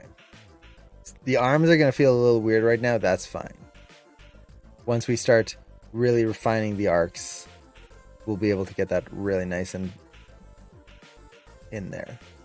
But at this point, I feel like the last thing we really need to do before we're kind of ready for that like final tweaking is the head.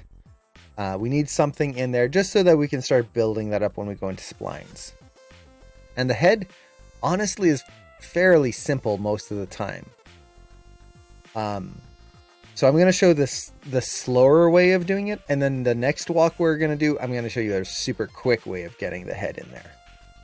So I'm going to show this slow way just because this is a good way to start learning how to do the head movement, and it's also good for poses or types of walks where the head is just kind of doing its own thing and not really following what the body is doing. So essentially what the head is going to do is it's going to do two things. You're just going to nod and overlap with the body here. So just that up and down motion. And then the rotate Y and rotate Z are going to be sympathetic to the body. That means that as I tilt this way, the head tilts a little bit in that same direction. It's trying to stay up, but it's going to kind of favor that side. So that's really all I'm going to do. Now, the first thing I like to do is I like to look at the nod of the head. And I'm going to exaggerate it a little bit. And essentially, you just kind of think of this. So as you can just do this with your hand, up and down. As your hand goes, or as your elbow goes up, your hand comes down. As it reaches the top, your hand starts to come up. As you go down, it drags. As it comes down, it starts to come down, and you get that. So I can go in here and just kind of do that same thing. So as his body comes up here, we're going up. That head is going to come down there. Then, as he reaches the top, he kind of hang time. That head is going to start to come up here. As he starts to come down, which in my case is right around here, that head's going to drag up.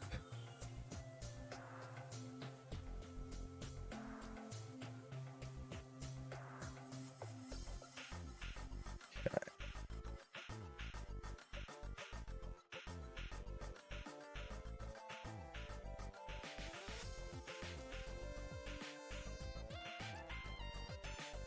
Now I'm going really overboard here with this.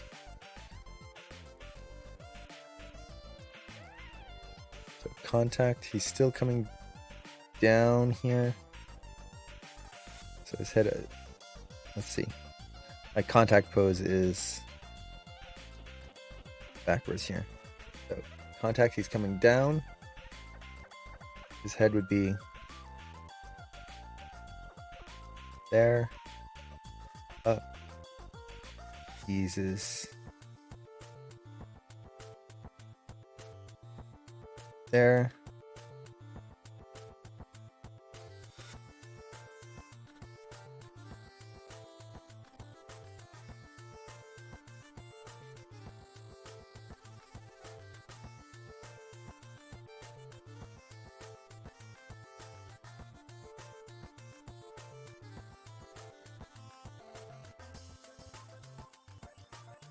And then I want to make sure my first and last keys are the same. Okay. So that kind of gets me the basics. Let's see how that feels. It's probably going to be a little off. Okay, the down feels like it's in the right spot where he tips down, because that's when his body is pushing up. So you're going to get that drag. Then I feel like this could drag a little bit more here.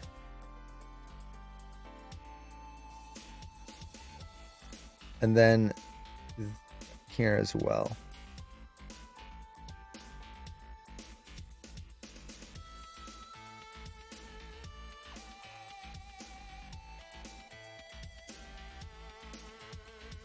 Okay. So something like that.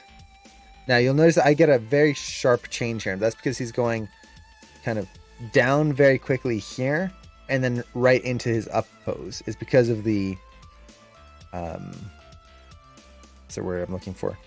The cadence of the walk for this specific walk that I'm animating. So it's going to be a little sharper than something like on a vanilla walk. But that's fine.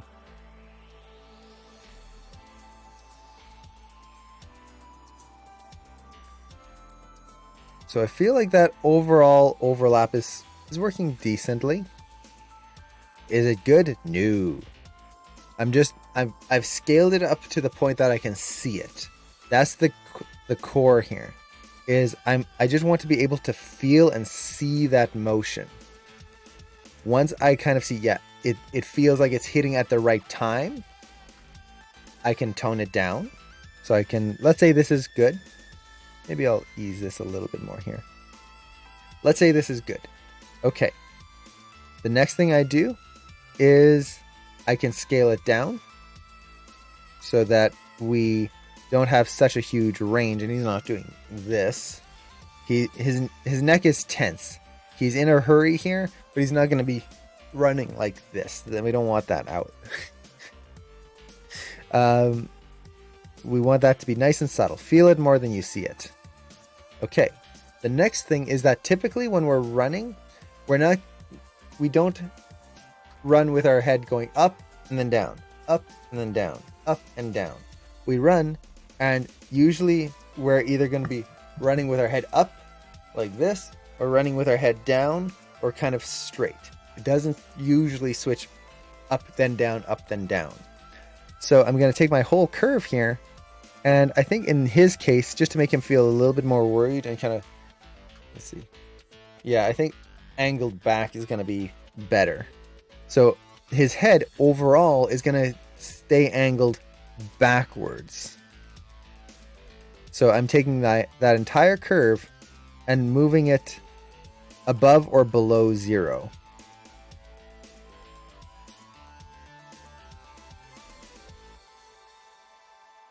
Okay. So let's see. There or there? What feels a little bit more worried? I think a little above 0. We'll go with that. Now his eyes right now don't really work. To make them work a little bit better, I'm going to switch my follow line here to, let's say, 0.8. This means that they are going to essentially stay looking forward, and regardless of where I turn the head, the eyes, maybe I'll put this to closer to 1. Now, if I set this here, his eyes... Oh, wait. Yeah, I forgot. On Darius, it's follow line.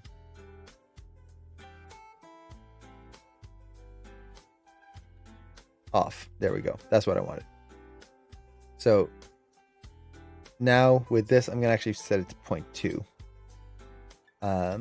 If I move his head, his eyes tend to stay in place. And the reason I'm setting it to 0.2 instead of 0 is so that there's still a little bit of motion. That way when his head is bobbing, the eyes are going to be doing this as well. It doesn't feel like it's totally locked in place. So I'm just going to get the eye in position on the first frame. So let's actually go to frame 1, make sure it looks good here. So 0.2, I'm going to move the eyes forward and kind of angled slightly down, because even though his head is up, he should be looking at the floor where he's running to. Something like that. I'm going to copy that to the last frame here. And from there, I'm going to go to the last frame, make sure it stays ahead of his head. So, see, I don't think I copied everything. So, boop, copy. There we go. Move that forward. Now, the exact amount I need to move it forward, right now, let's put it to 3. So it should be 3 units ahead of his body here. So if it's translate Z on the body is 1.031. Here it's 5.73073. That should be, I'll just take that body translation here. And this is a nice little trick. I can take that body rotation, I'll put that in there. And actually, wait a second. Can I do this simpler? I put this to 0. Nah, that's too close. So it's there. 3. His body moves forward. Wait a second. Give me a uno momento. Why is that? Oh yeah, it's because of that forward translation. Okay. Let me see something here.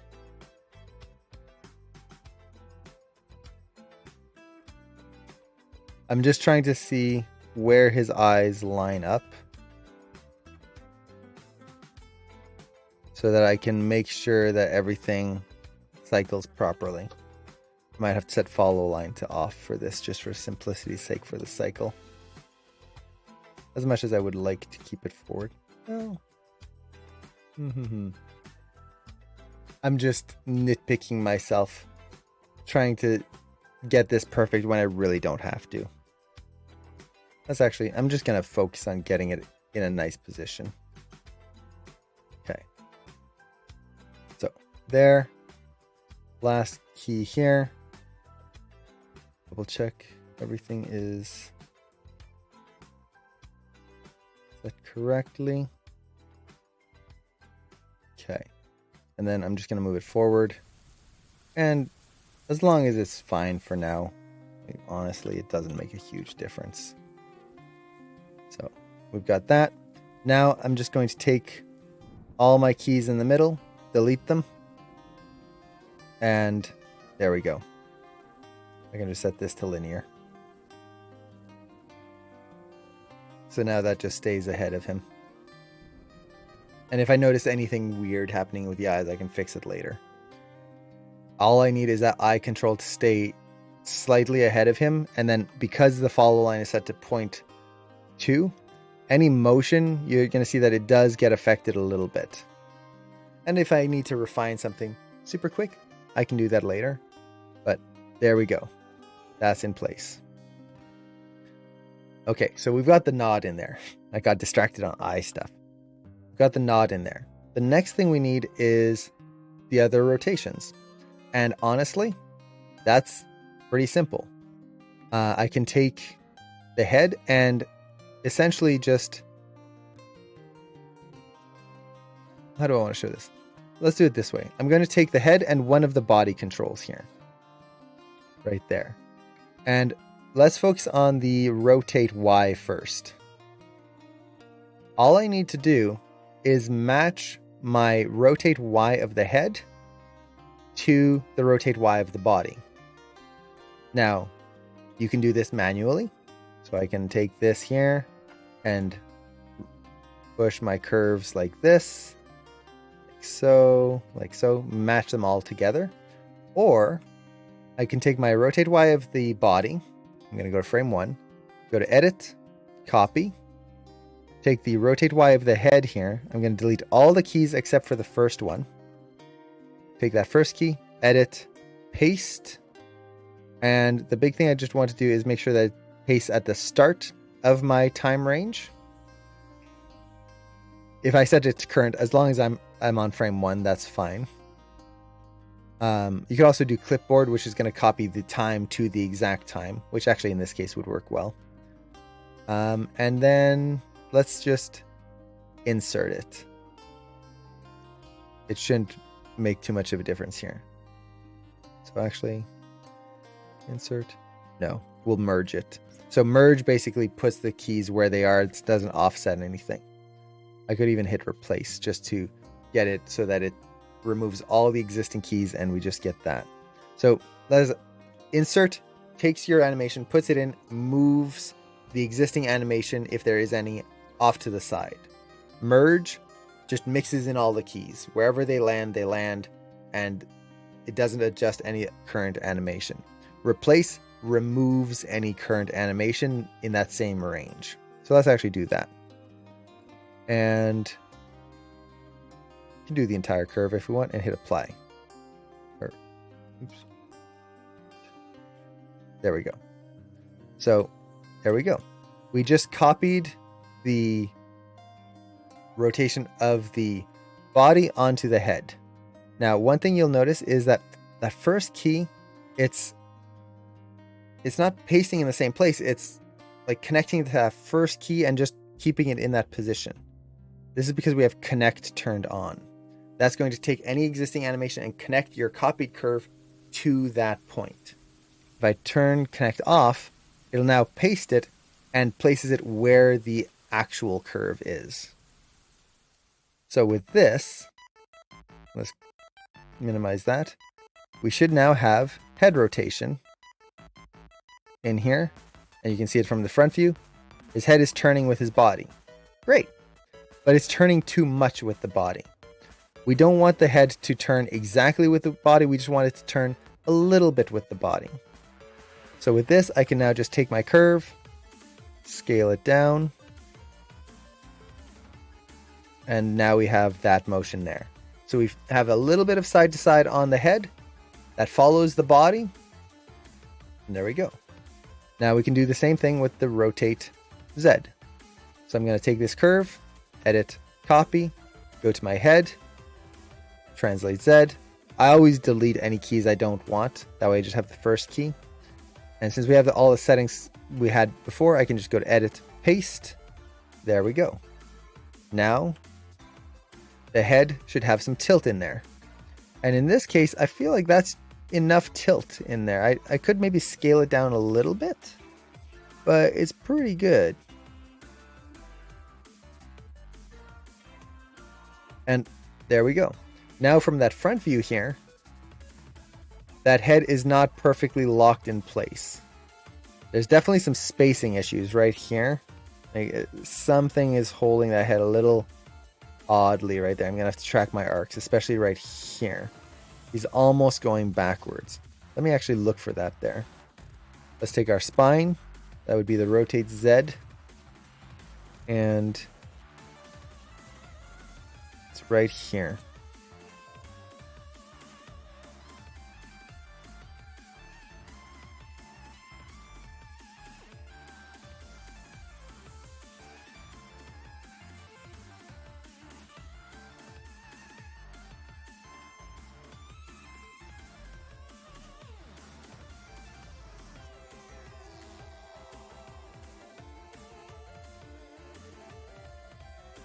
Just watching my arcs. Okay. Still a little off, but I can tweak it later. Okay. So with that, we should have most of the walk in place. Now it's going to look a little weird in spline, so I'm going to take the whole thing and set it to stepped mode, so we're only looking at the keys we have. The cycle is working. Oh, and actually, this is a good point. So the eye control, I had deleted all the keys because, hey, I didn't need them. But now that I went into step mode, look at what happens to the eye control. It just falls behind because I don't have keys in place. So what I need to do with the eye control here is take that control and insert keys back in so that when I go into step mode, it follows along with the rest. Just a good thing to watch out for. So I just use the insert key tool. Now I can take everything, set it into step mode, and now it follows along just fine. Okay, so with that, let's play through the animation and see what we've got. So let's look at it from the side view first and make sure I frame this up in a way that we can see the whole thing.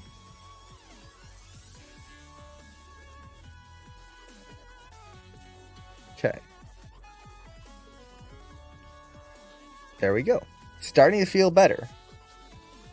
I feel like I could definitely exaggerate the body a little bit more. The hips are going to be stiff in this type of walk. We don't want a big fluid walk because everything's tight. He's in a hurry. He's stressed. All the muscles are like clenched. So if I start making big round motions, especially in the hips, he's going to lose that feeling. We can exaggerate a little bit of that overlap though in splines to kind of loosen up the hips. Let's see. The big thing I'm feeling is that the body just kind of feels a little stiff. I think I can add a little extra like oomph in there. That way he doesn't just have this forward lean that's sliding across. I feel like I could exaggerate my ups and downs as well. Make those downs more extreme, like really push him down. That tends to add a lot of weight to a character. Okay, let's look at the front view. What's this feeling like? Hit play. That actually looks not bad. The arcs of the feet definitely need more work. There's going to be a lot of foot motions that we're going to do when we go into spline, so that's going to be next week. The feet are one of my favorite things to animate, especially when you have some good controls to them. It's so much fun. You can get so much cool stuff. We're going to really get some cool stuff in these feet here and how they kind of roll down and all of that good stuff.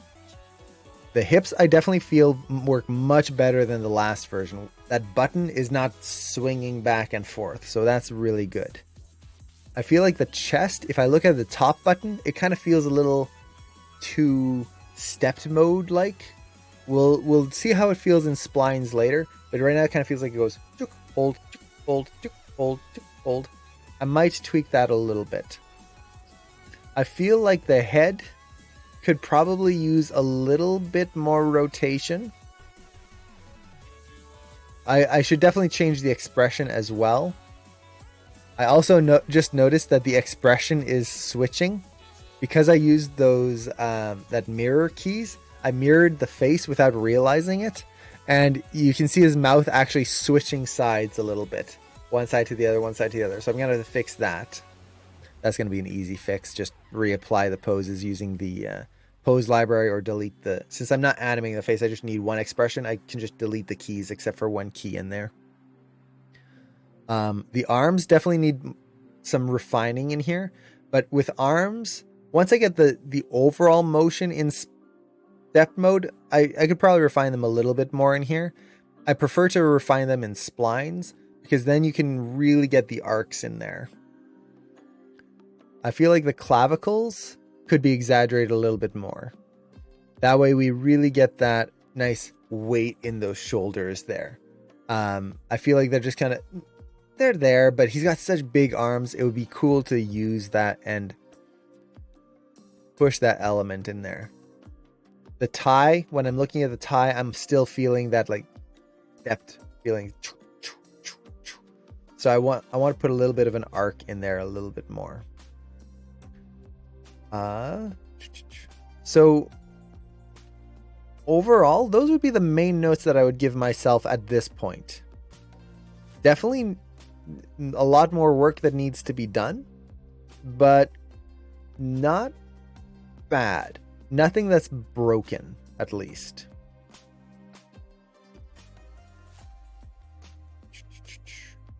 Yeah. Let's see what it looks like from the 3/4 view.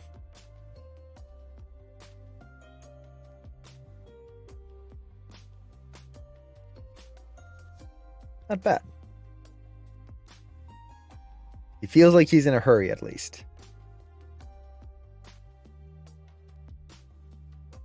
There's definitely like a hitch in the arms, which is making him kind of feel like there's a start-stop. If I don't look at the arms and just look at the chest, I feel like the forward motion is working pretty well.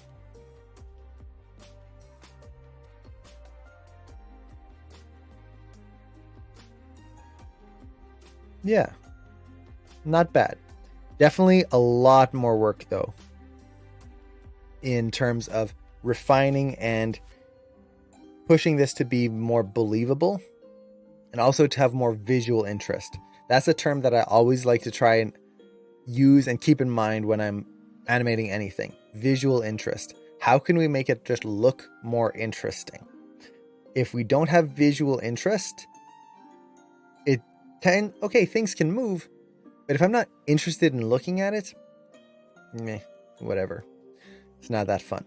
So that's going to be a lot with the feet. We're going to be able to get a lot here because in this walk, we're dealing with a very stiff walk. We can't really add too much visual interest in the hips. If we do, it's going to stray away from what we want. I can add some into the shoulders and chest. Definitely can get some in there. The head, not really. Not without doing like a facial animation pass or something like that, which that's not the goal here. So I'm kind of stuck with the shoulders and the feet as my main ways of making this feel visually interesting. So that's what we're going to be focusing on next time. I could try to do it now, but we've already been streaming for 4 hours and I need to grab something to eat before my stomach evolves.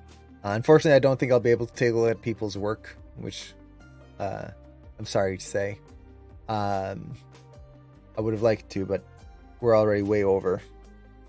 Hopefully next time I'll be able to schedule my time a little bit better. But yeah, does anyone have any questions on that before we call it here? I know there was a lot of stuff in here, and this is not a like, this is the way to animate. No, this is one way to animate for this specific style of walk.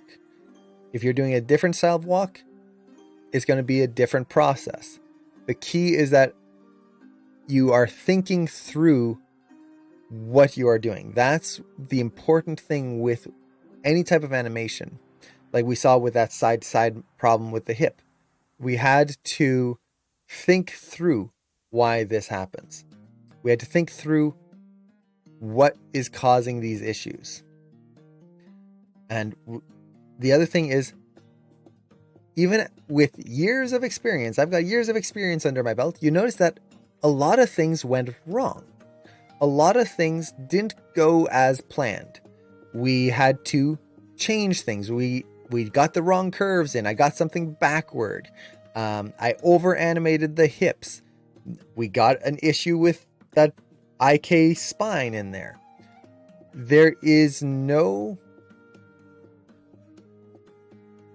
There's not a problem with making mistakes in animation. That's part of the process. We're learning as we're going. We're figuring things out, pushing things. We might push in the wrong way. That's fine. The end result is, as long as you keep going and thinking through it, you will get to the end. This is one of the things that I like about streaming this process is I see a lot of animators, especially like in classes that I teach and whatnot. I'll usually show the final product and it's like, oh, wow, it looks good. And there's this kind of thought that it's like, man, you just like did it in one go and it was perfect and it just came out beautiful. No, there's a lot of exploration, a lot of like give and take, and let's see what this happens. Whoop, nope, that went so badly. Let's undo, try again. Making mistakes is part of the process. It does not mean you're a bad animator or a bad artist. It's just part of it. And as you get more experience, you just get better at figuring out how to fix those mistakes and how to keep going. It's really an important thing to keep in mind. Making mistakes is totally okay. So yeah, hopefully this was helpful. And let's see, we've got another question here. Oh, thanks. I'm glad you like it. Also, hello, Quaid. Polygon just did a video on walk animations in video games and what makes one work versus one that didn't. Nice. Polygon has some great tutorials.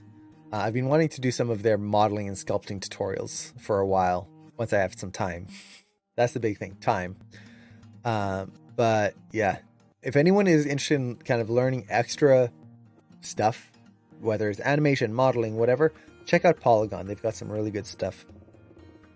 And true of so making, mistakes are where you learn. Exactly.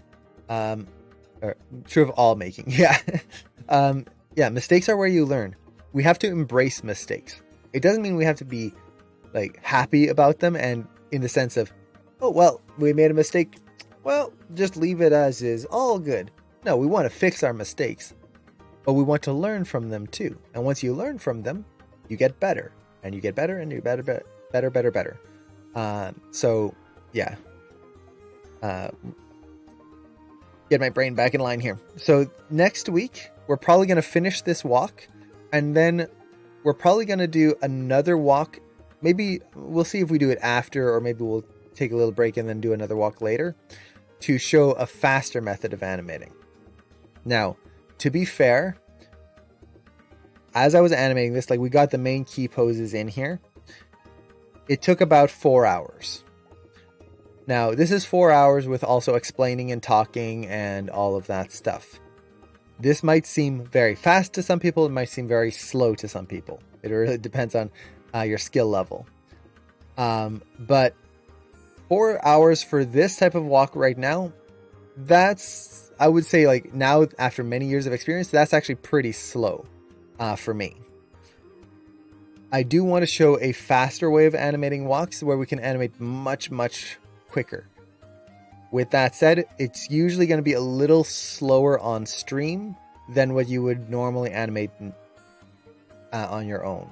So just as an example, for anyone who hasn't seen this before, where is my... This was a rig test. I was testing out a new rig just to see what the controls were like. And this was a quick run test just to test the rig. Not much planning went into it. So I did this run here. This took a total of, I think it was less than 2 hours from planning to the final, which I would not say this is final animation. This is like good enough. I've tested the rig. Yay, move on. There's a little too much head squish. Like there's things that need to be polished in here. This took about less than 2 hours for the whole process, which includes the planning we did yesterday, the blocking we did today, plus splining and refining. So once you get used to walks, they can go pretty quick. And let me get a front view here. So no facial expression, it was just the body. So you can animate pretty quick. Like so far we've been doing this walk and we did what I think it was an hour yesterday of planning. And then we did 4 hours today of animating. So we're at 5 hours so far for this shot. Now, for those of you in class 1, that's still pretty good. Like that's 5 hours. That's a good pace to work at. Don't feel like it is a race. I'm saying all of this not in the sense of you have to be faster. You can do a walk in 1 hour. Ooh, yeah. If you're doing less than that, it's not right. No. It'll take time. You're learning. Just keep in mind that the speed that you're going now, especially if you're doing your first walk, it's going to seem like it takes forever. When I did my first walk, it took me 2 weeks. Well, for those even AM, 2 weeks to get the vanilla walk done. 2 weeks to get the personality done. And I think I spent another week or two afterwards to refine that personality walk and really get it like cleaned up. So at least 3 weeks. Now that's not 3 weeks of constant work, but 3 weeks of like nitpicking. When you first start out, you're gonna work slowly. Don't fret about that. It's okay to be slow. Speed doesn't come with trying to rush yourself. Speed comes with understanding. Once you understand what you're doing, you become faster. You make less mistakes. You have to second guess yourself less. You will work faster, faster, faster. And now, years later, I can do something like this in about, like, if I only take animation time in place, an hour and a half, which is a better run cycle than I did when I was in class and I had 2 weeks to work on it. So you will get faster, but don't put a stress on speed. Put a stress on understanding. Speed comes naturally afterwards. So I just wanted to put that out there. And this rig is awesome. This is the Kayla 2 rig, or Amazing Kayla. I forget the full name. She's a great rig, or they are a great rig, I should say, because you can make it male, female, non-binary. It's amazing. I love it. So with that,